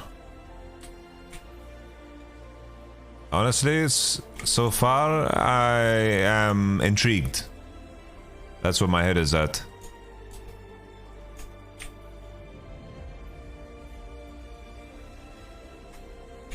I am intrigued.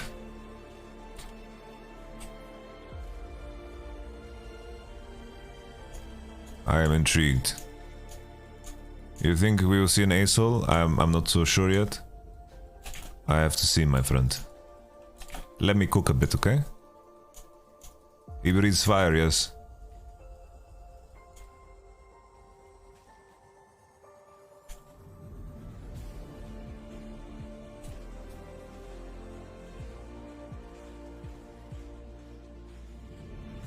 Yeah, that part that the minions can't move doesn't feel balanced. It really doesn't feel balanced. Oh, that hit me. That did not hit me. That did not.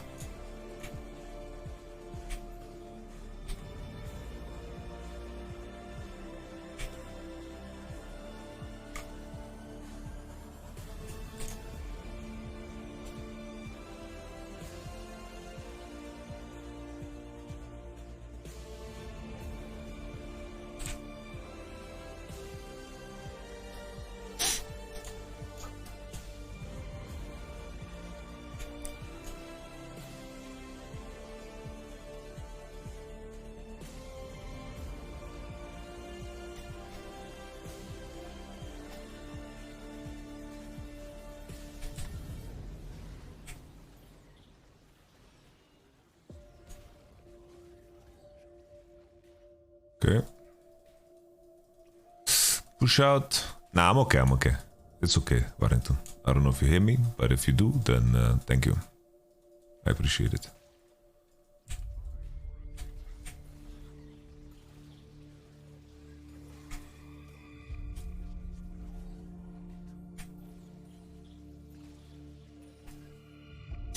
What happened to my ult, by the way? It was so tiny, no? You're tearing me apart, Lisa! Absolute classic. Fuck, I don't remember the cost of catalyst. I wasn't sure if it was lower for some reason.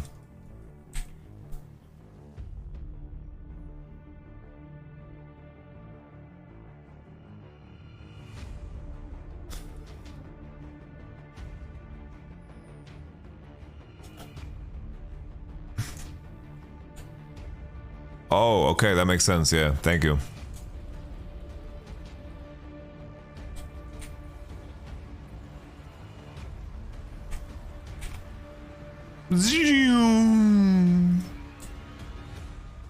Don't gank me now. I'm having such a good time. I'm having a ball. Don't gank me now.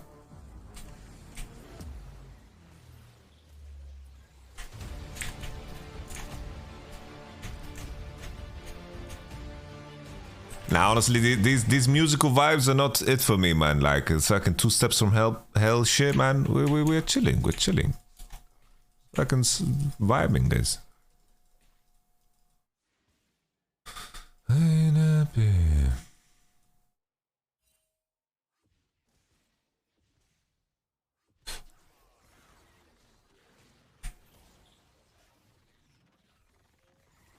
All that blows. CS management.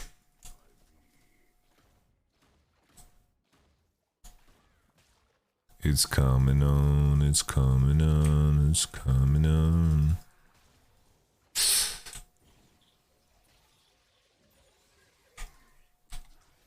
Oops. My E was very bad, guys. Shame on me. Shame on my E.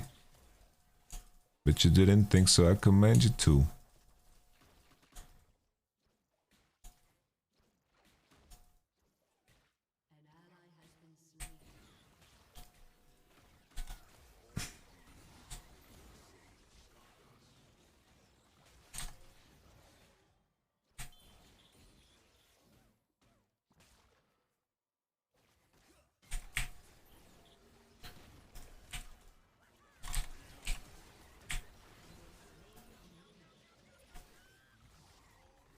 I'm feeling glad I got sunshine. Thank you very much, Pantheon.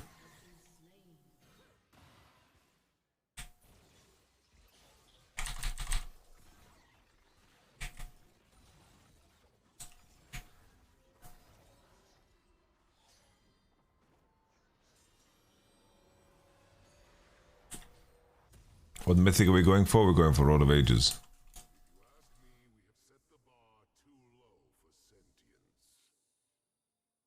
I think CDR is pretty pointless in this champ. Does he execute? Yes.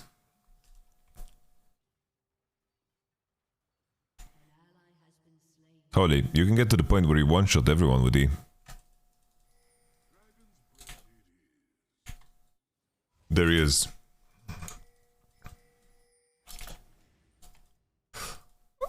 Oh.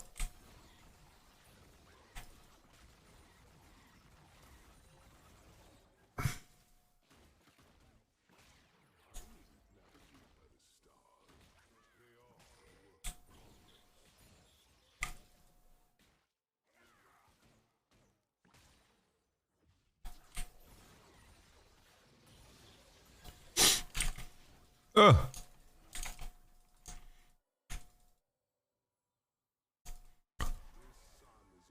Oh, oh, oh, oh. I'm coming top. I'm coming top. I'm coming top.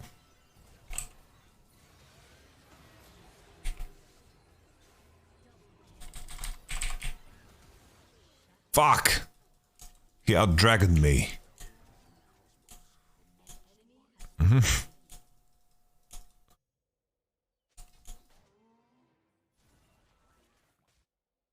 Come to me.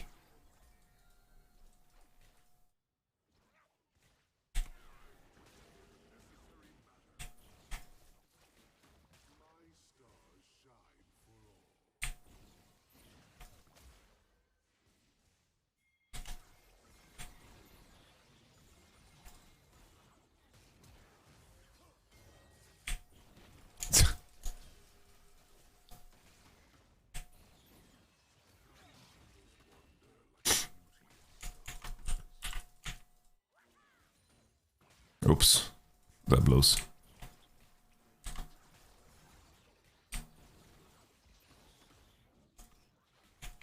Fuck, I need monies. I need monies, guys.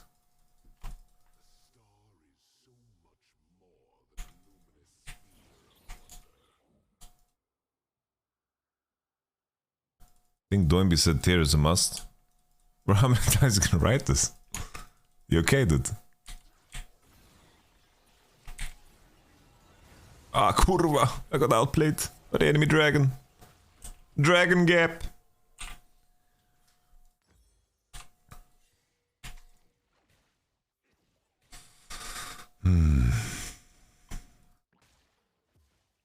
How many souls does he have?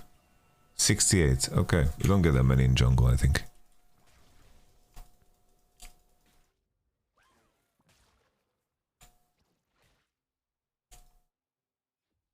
Kurva Gaming, yes.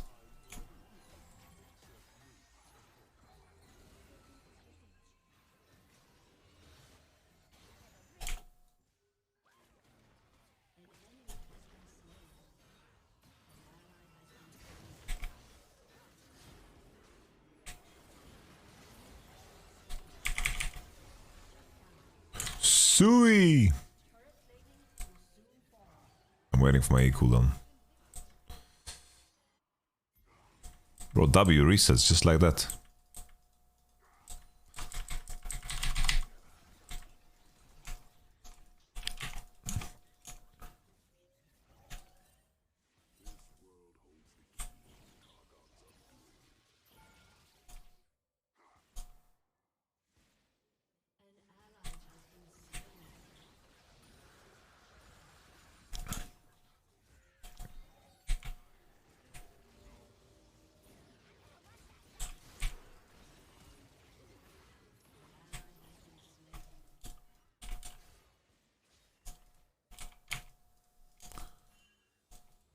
Sick in bed, didn't even see you had tier.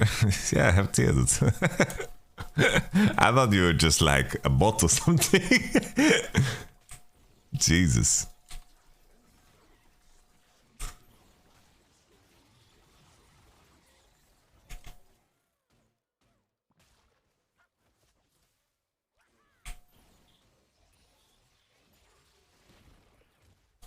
We're going home. I'm getting Roll of Ages.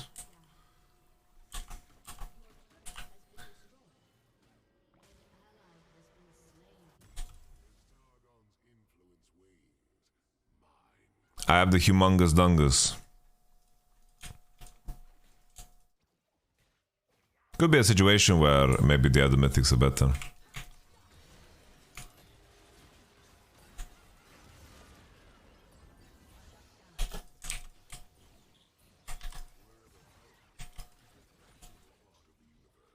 I almost have the big star. Yeah, I don't know, like I need to understand how strong I am in lane. I'm not so sure yet.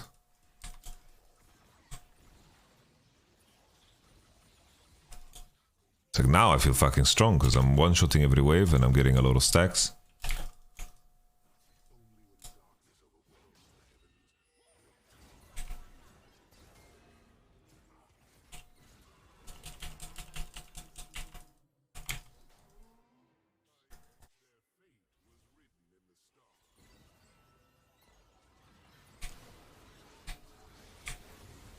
Oh my goodness!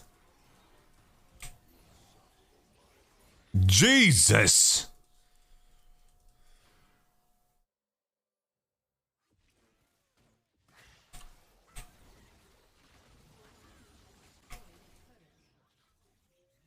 Alright, now we need to figure out how fast I can stack this shit.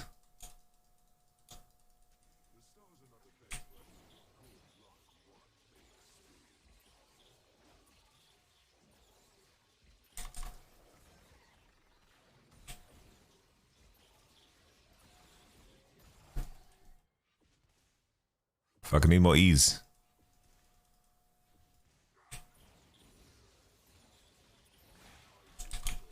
Need more ease.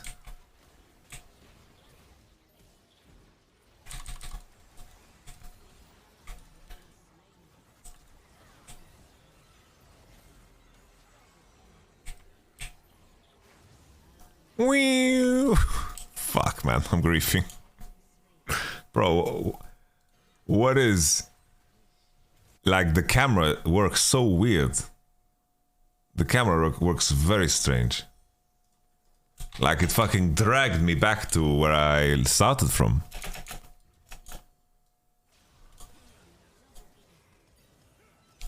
What's the gods who are non-believer?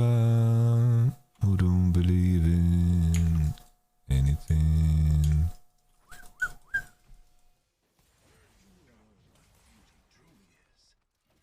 Let me Jay. I don't think I'm strong enough, my friend.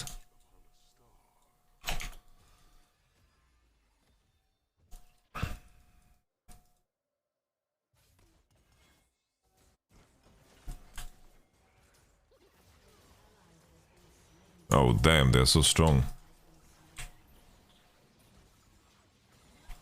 I'm getting myself some stackaronis here.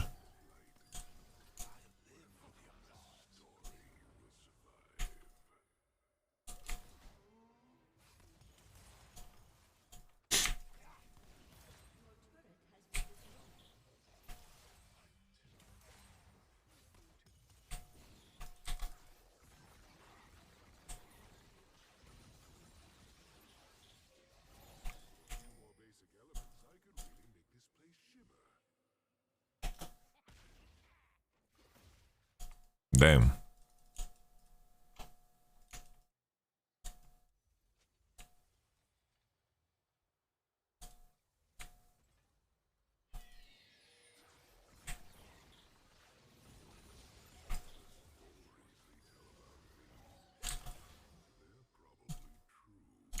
Getting rooted up in this bitch.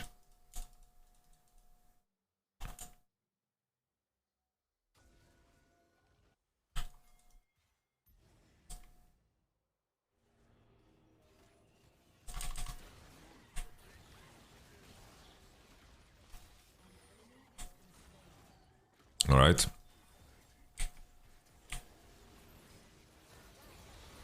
Damn, son, where'd you find this? Oh my goodness.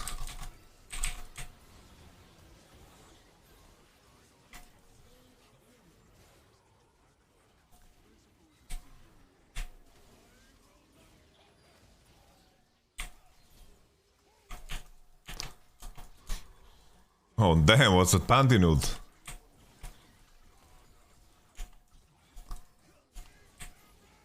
Holy.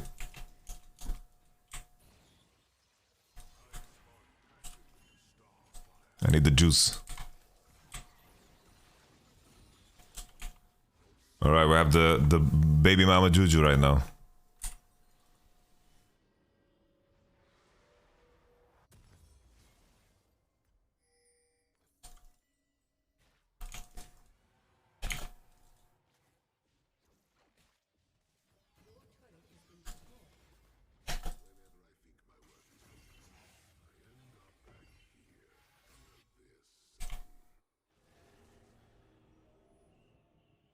Where you at? Oh, it's so quick.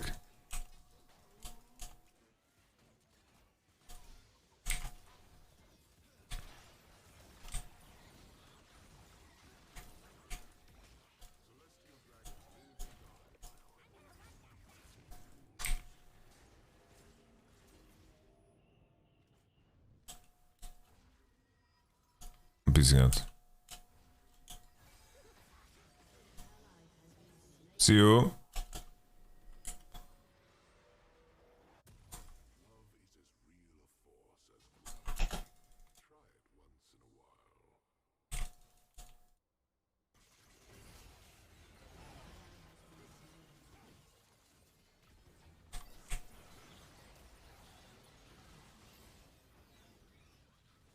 Damn, son.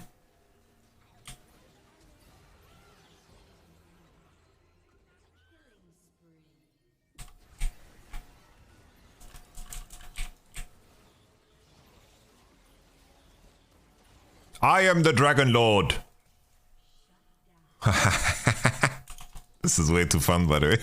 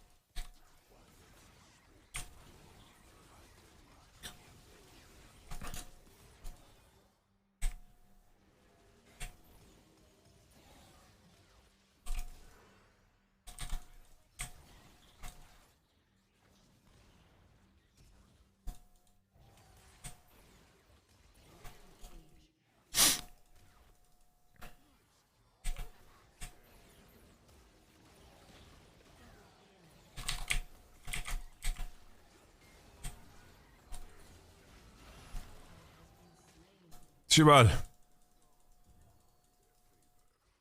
I am the Dragon Lord. No! No!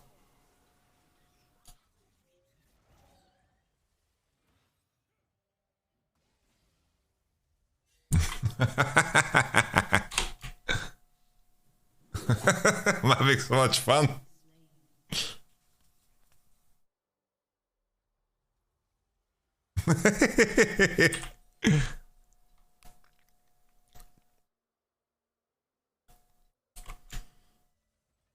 60%.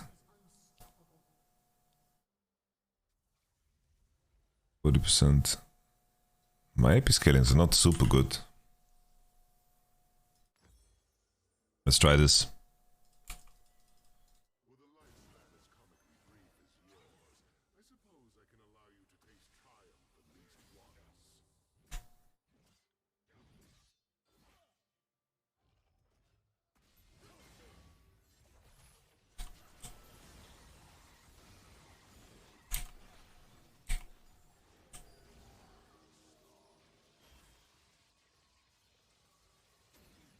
Fuck.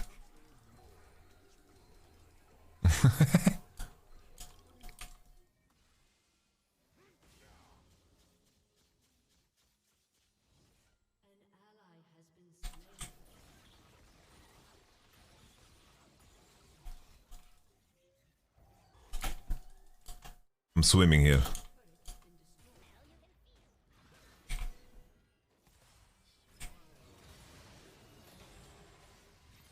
Oh, let me tickle him.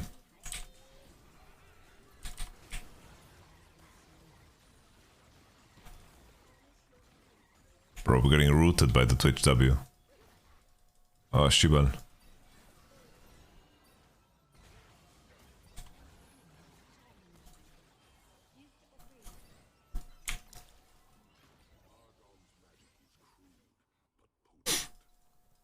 Yeah, I don't know if Road of Ages is good, actually. I think I'm never buying Road of Ages again. Feels really useless. Fuck Road of Ages.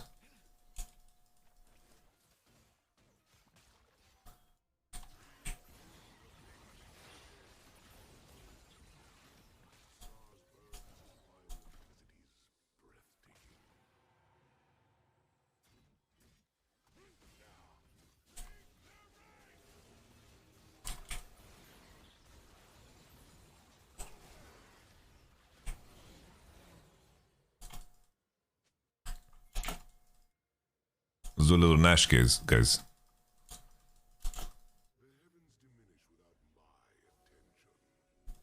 I want to try.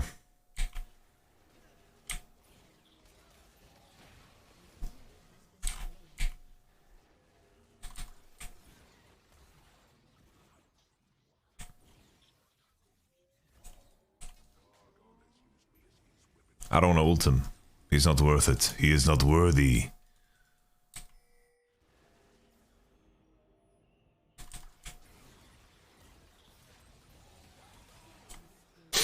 He is not worthy, guys.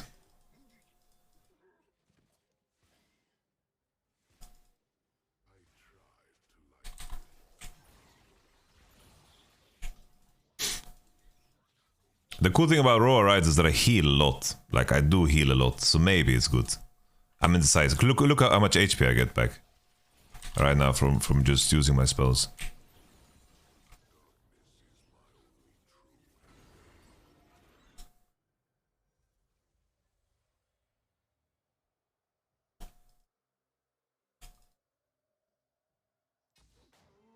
They betray.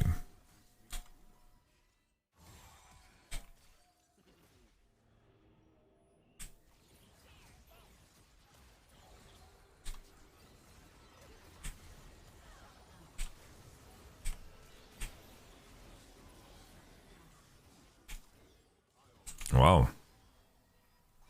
Q has 110% AP per second. That is pretty high, actually.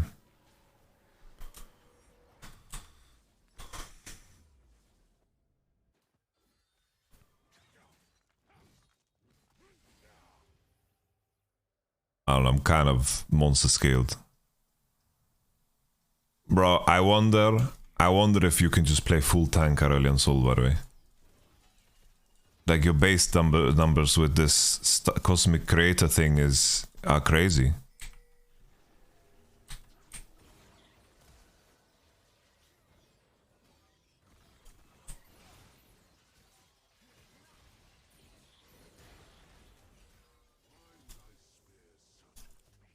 Still need mana? Well, I can buy Frozen Hearts.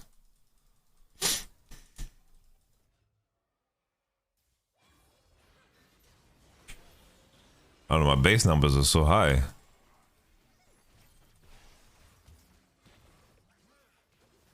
And I wonder if I can do shit like...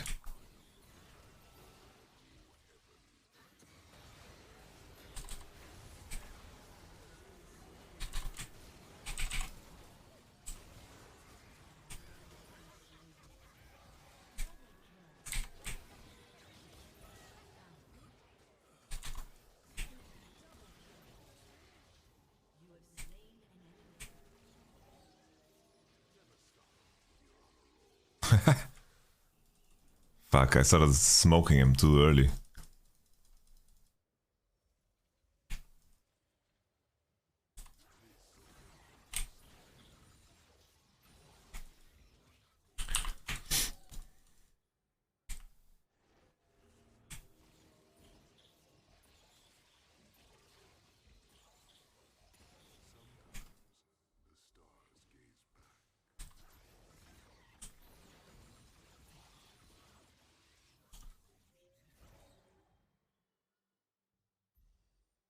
Yeah, but the percentage damage, I don't know. I'm just spitballing. Maybe tank doesn't work. But like, just surviving is so broken. It's like you reset and just surviving is so OP.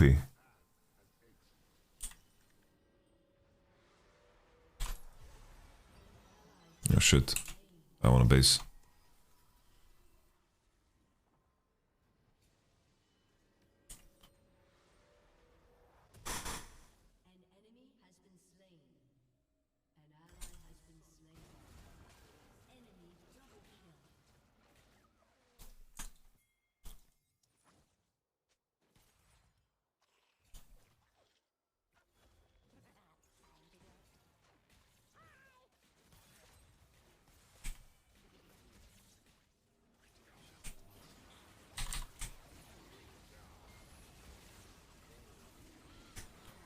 Just a drive-by.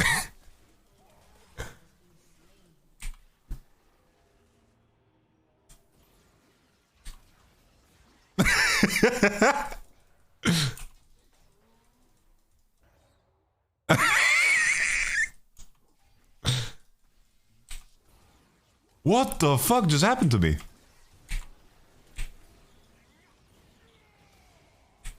Kurva! Bro, my Q just started when I R'd. Did you guys see this shit? I didn't Q. It just started. It just went.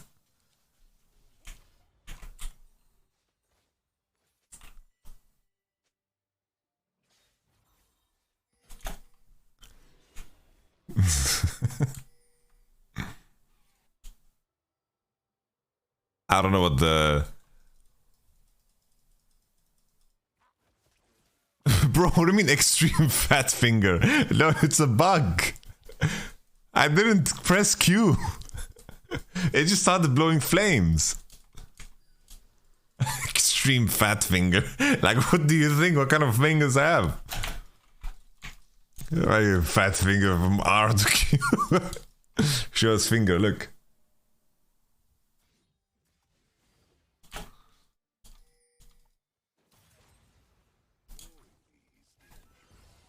Alright. Let's save Private Ryan.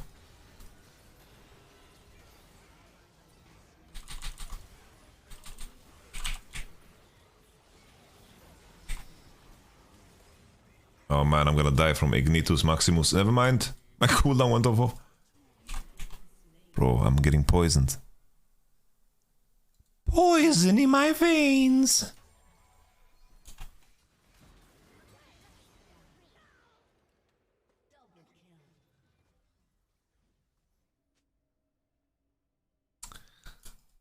I was hiding.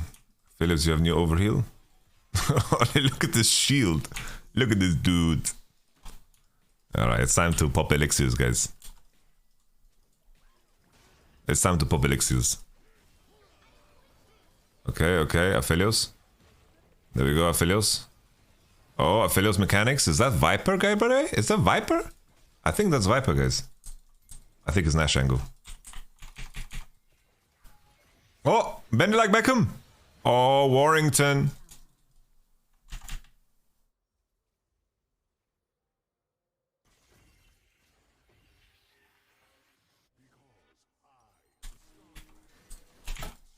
Oh, these souls, these delicious souls, I can't pass.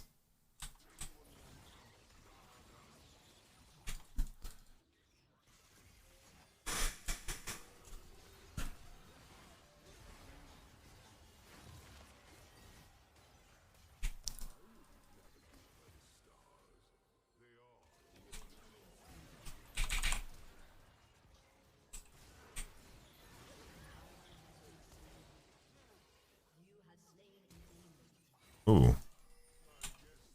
That's why we party with 21 and the boy.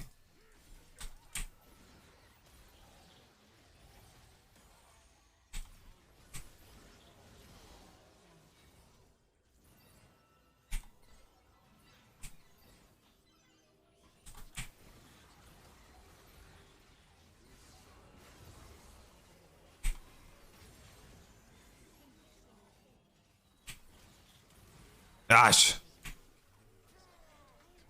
Hush. Q. Oosh. Void stuff.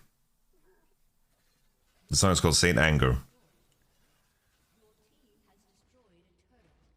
How do you charge a passive? It's basically when you Q enemies, you get some, and then when the black hole absorbs shit.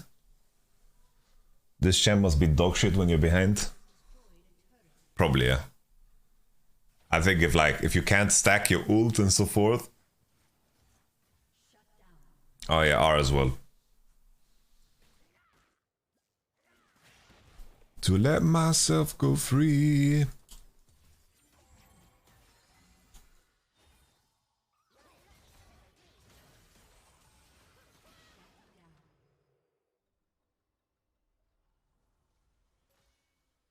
Like an earthquake. Cooldown on W is very low, by the way. Like 10-second cooldown on a spell that fucking takes you across half the map. Is that sane, you guys think?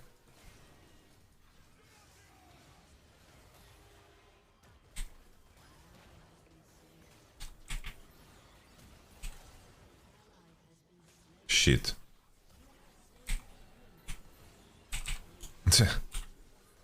No way out.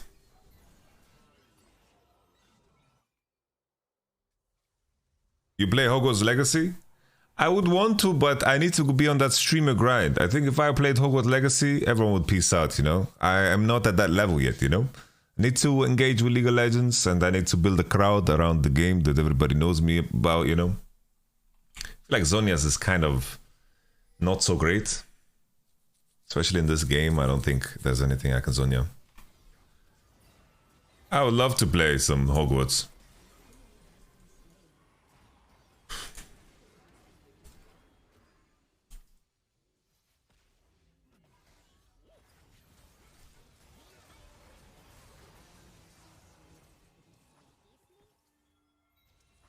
You won't make company with the boy who cancelled it? Got catered as a friend, man, but my man grinded to get where he is, you know? I need to fucking grind too, guys.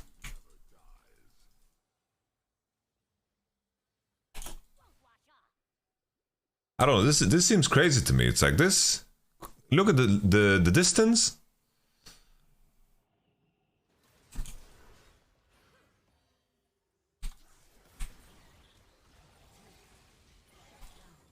The distance is nutty.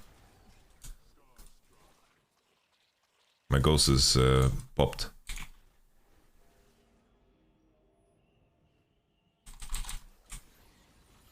I think I need to be less afraid to use my ult. Just to rotate it, just to get more dust. To get the big one. What happened? What happened, Bray? I don't know what happened.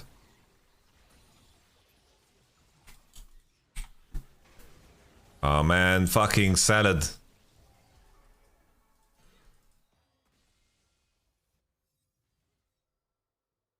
Take care, Bloodborne the Nightmare. No more coaching for you in the future? I'm looking. I'm looking.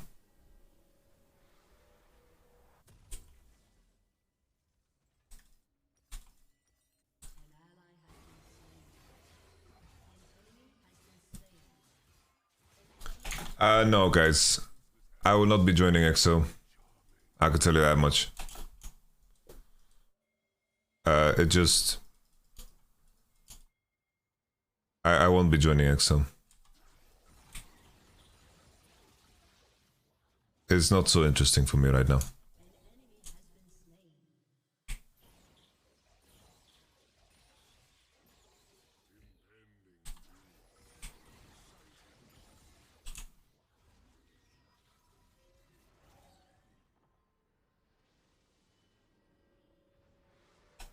I didn't see, bro.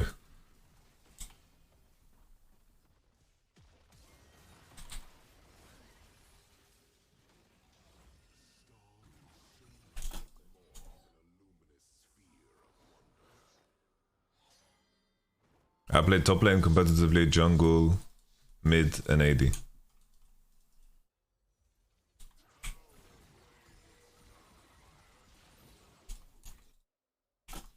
Maybe came on.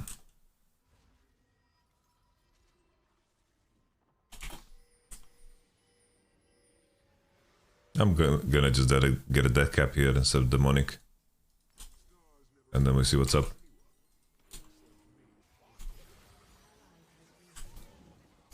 I have the humongous bungus.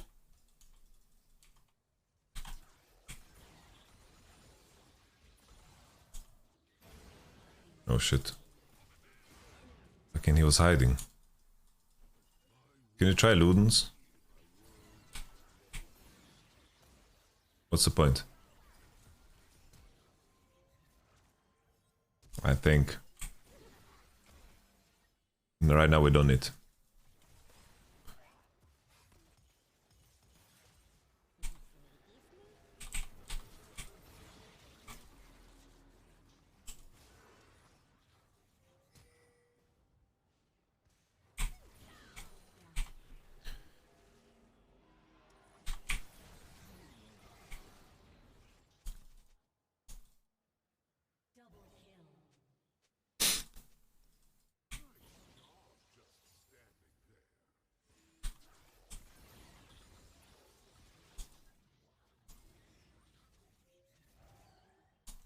I've considered moving into the GM position and the director position. That's something that's on my mind I can share. Fuck this shit, I'm dead.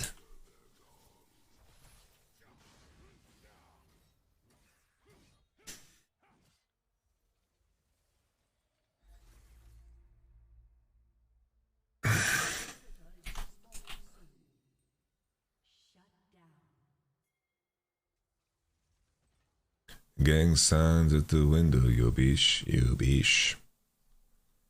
You bish, you bish. About a gold.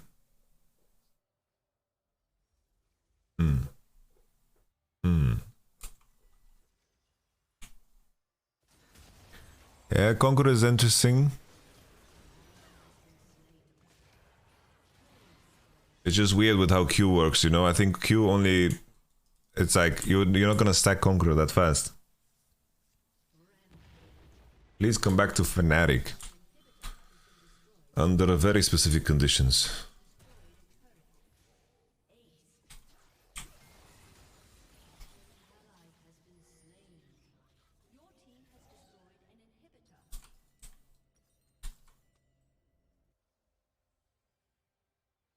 Islam versus Volkanovski, I'm not sure actually.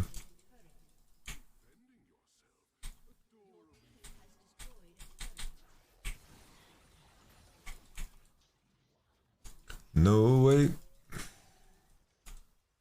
No way. The funny thing, right? If I was in Fnatic this split and we would get like 3rd place, you know how flamed I would get?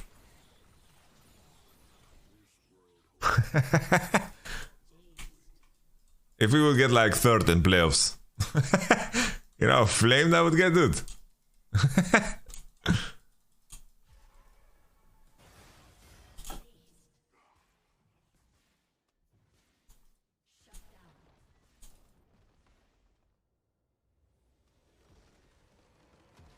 Can you disclose those conditions, coach? No, I cannot.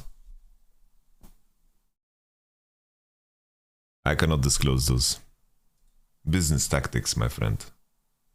Just like a parade, bitch. If they do tell the truth, this is the last time you might see my ass. That would be sad. Fnatic's Vi obsession was so weird. The thing is, they dropped jungle and Wukong. Damn, this was a damage heavy game. That's crazy. That's crazy. Alright, who wants to play, guys? Who wants to play? Let's do another one. Let's do another one. I need to open the door because I need to hear when Subway's here. I need to hear when Subway's here. There's a way, better way through canals and alleyways, just to say.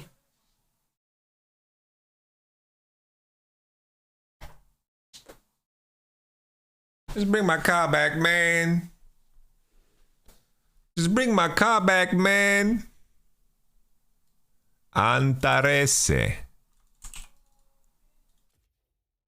The real Mexa. Yeah, I like Section 80.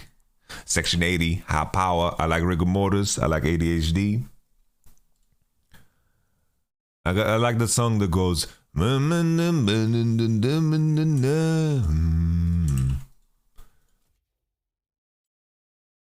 Michio Samuro. I struggle so bad with Pound vs Garen. It's literally unplayable. This matchup is literally unplayable, dude. So. Rauzia, are you married? No, but I have a very long-term girlfriend. We've been together for almost 7 years. It goes without saying that I am the Aurelion Sol in this game. Thank you, Warrington. You did brilliantly. Stellar performance, my friends.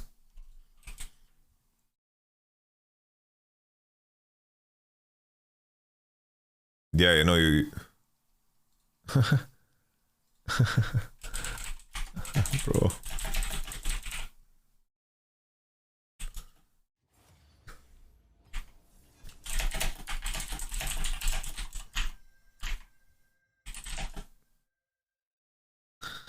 Everything is such a big term. I hope I made that clear enough.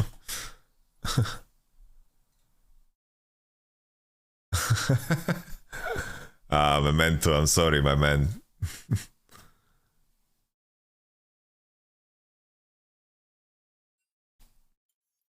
Aurelion Sol.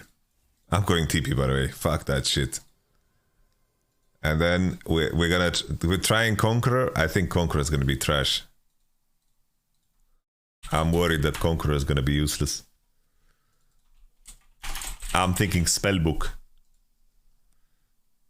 Thinking Spellbook.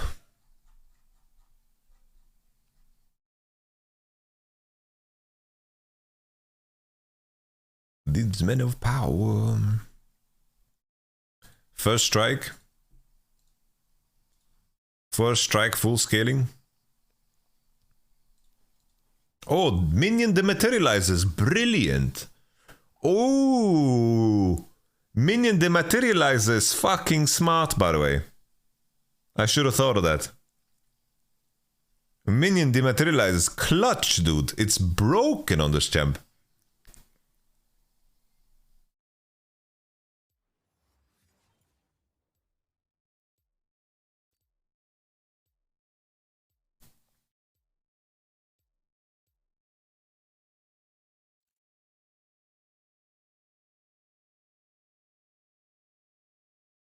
If you demat and you E, does it give you stacks? Yes.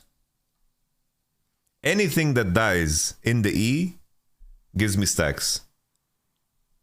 So even if enemy, like even if your teammates kill the minions, at least that's how I understood the text.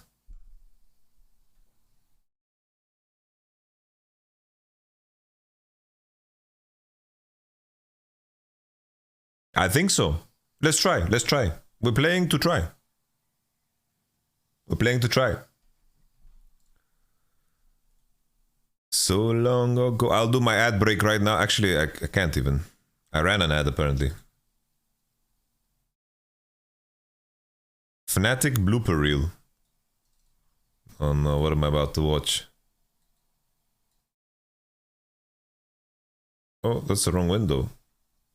Why is it showing this window?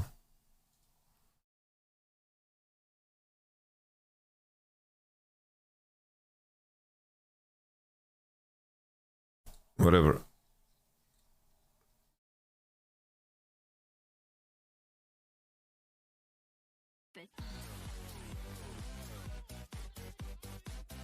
Drop it.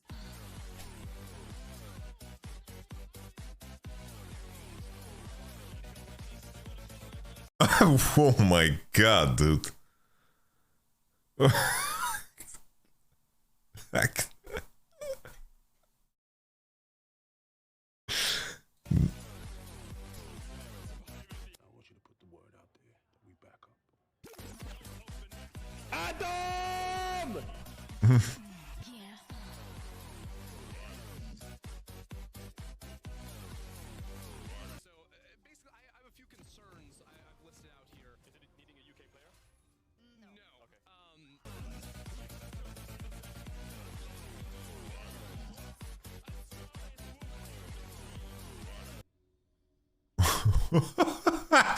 Jesus.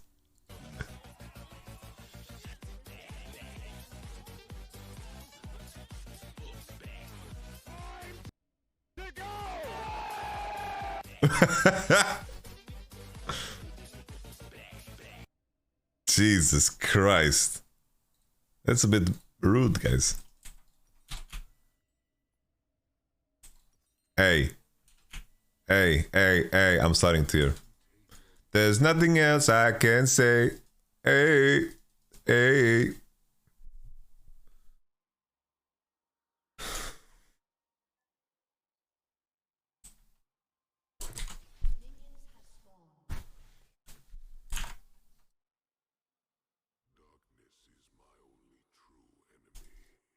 And this is the world we live in. Ferro Gelato. Are you in Berlin or in your hometown?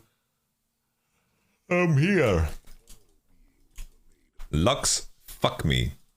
That is thoughts that you should keep to yourself, my friend.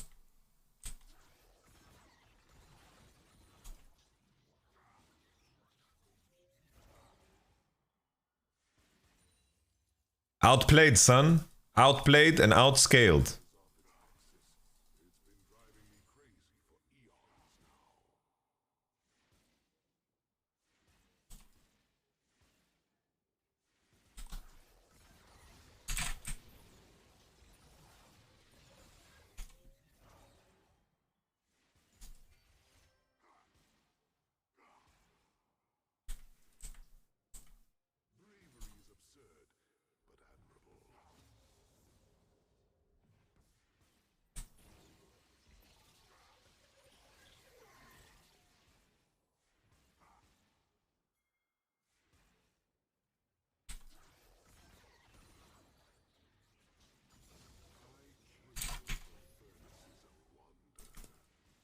Check yourself.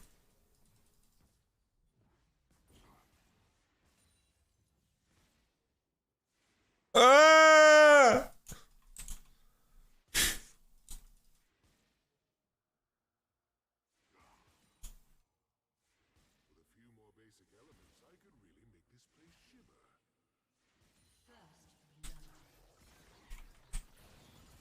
Okay, dematerialized. Yeah, I got 3. It works. It works. It works.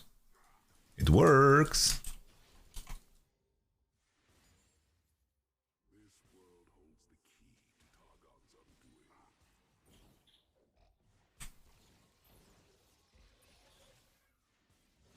Oh, hell broke loose.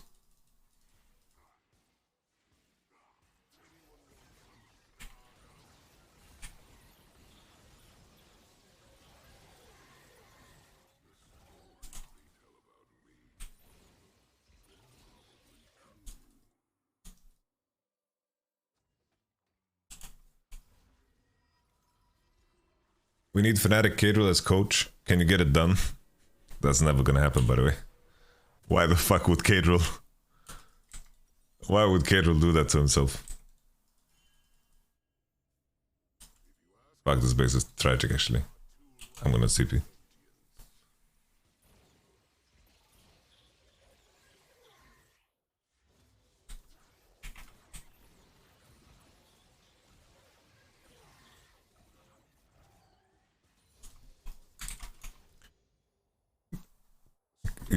You know how much money Fnatic would have to pay for Cadril?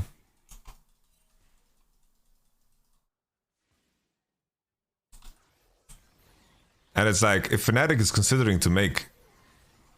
You know how hard it is to find the money for roster changes? Yeah, I'm in the same boat, you know? It's like if I'm coming back to Fnatic, it's under my conditions. Otherwise, I can wait.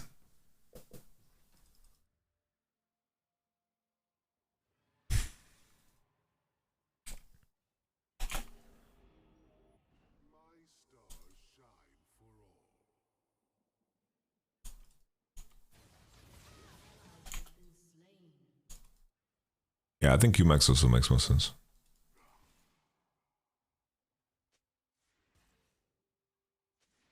Kero is one of the biggest streamers on the whole Twitch, guys. Why would he... You know how much... It's like... Fnatic are in a very tough spot because they need to make changes, but it's like Excel and Fnatic is like the budget they have for changes is very rough.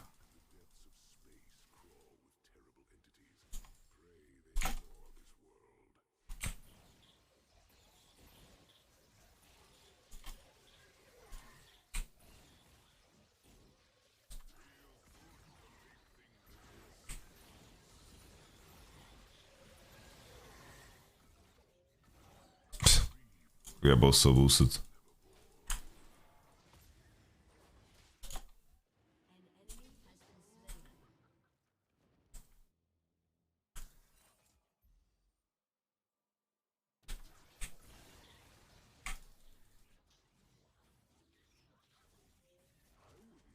We can't. Let's go out. Yeah?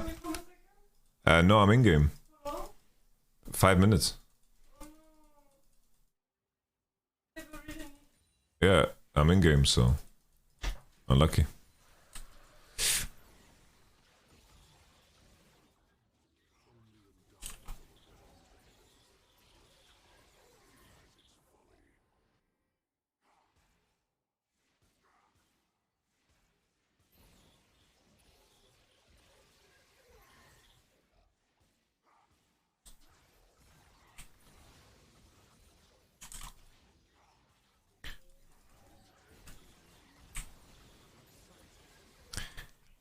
The most brilliant thing, it's like G2's off seasons. You know why they work? Because of Caps. Convincing Caps to resign for G2 over and over again, that was the genius of the situation. Nothing else. Everyone wants to work with everyone wants to work with Caps. First, perks dominated the off seasons, and then the fact that they managed to convince somehow to Caps never going into an off season. That is the magic of G2.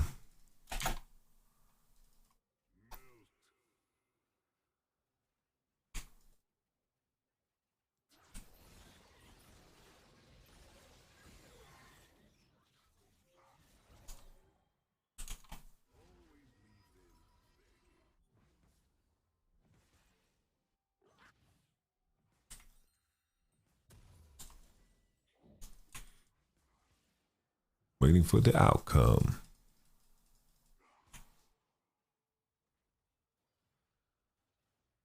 Thank you, Shotopito.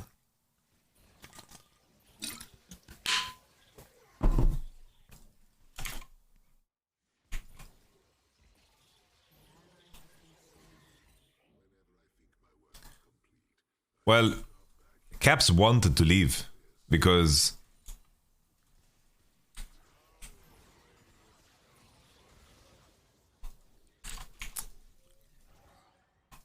let's rewind that, guys. I never said that.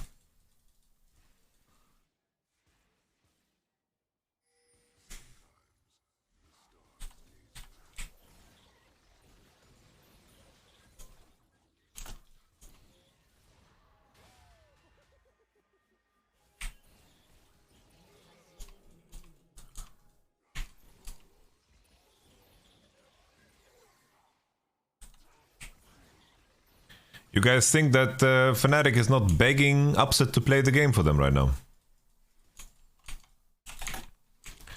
But Upset also, he's a smart man and he knows his worth.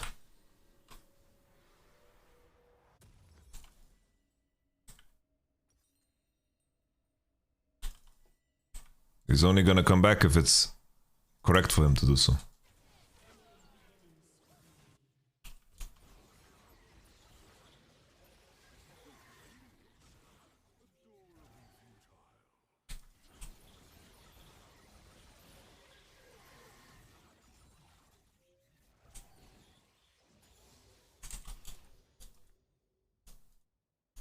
I think Soul Jungle doesn't sound that great.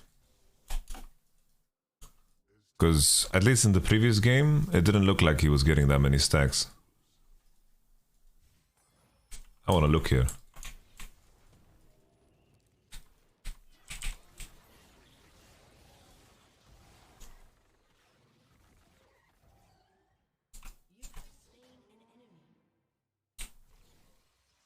Where is he?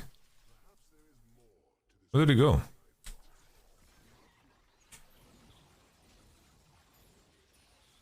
That was weird. Yeah, I did read the E, but at least the previous game, Aurelion Sol, like, the Aurelion Sol didn't have many stacks. But maybe he just... It's like, I don't know how convenient it is to be like, keeping E all the time. When you're clearing camps. Because you need to use the E as they're dying. I don't know how convenient that is. No, this was not true, Miku-chan.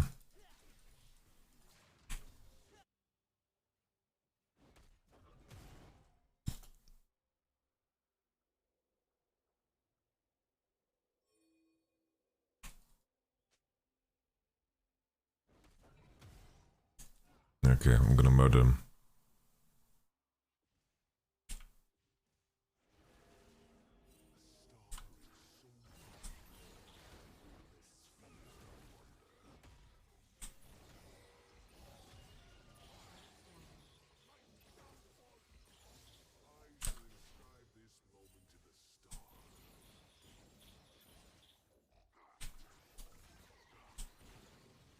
Oh good, oh good.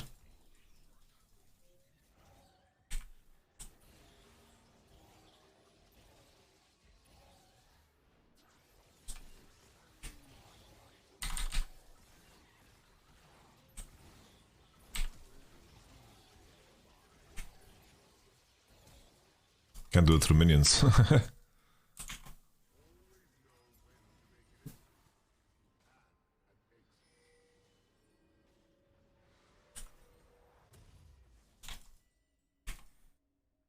I'll show you how to cut it up a notch.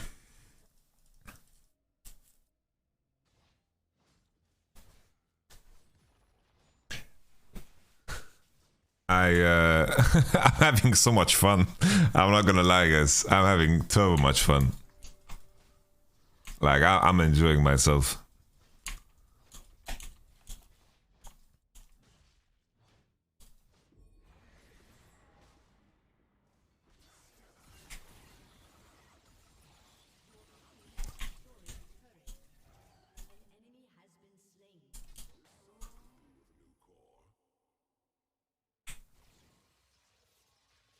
Huh? Fuck. Someone took my stone bros.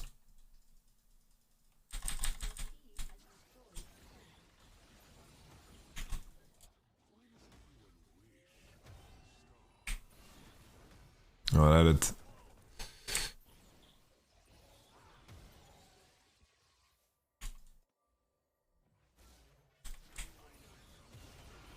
Oh, I thought it would ult him. Okay. Set had no ult, I guess. Oh, my bad. I could have eat better. Like, prepare the E for his ult. But there's no purpose in me doing that.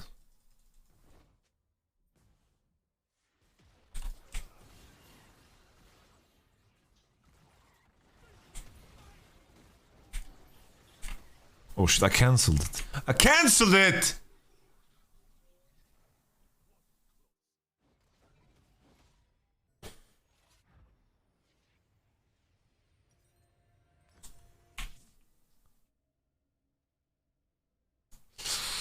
Shibal.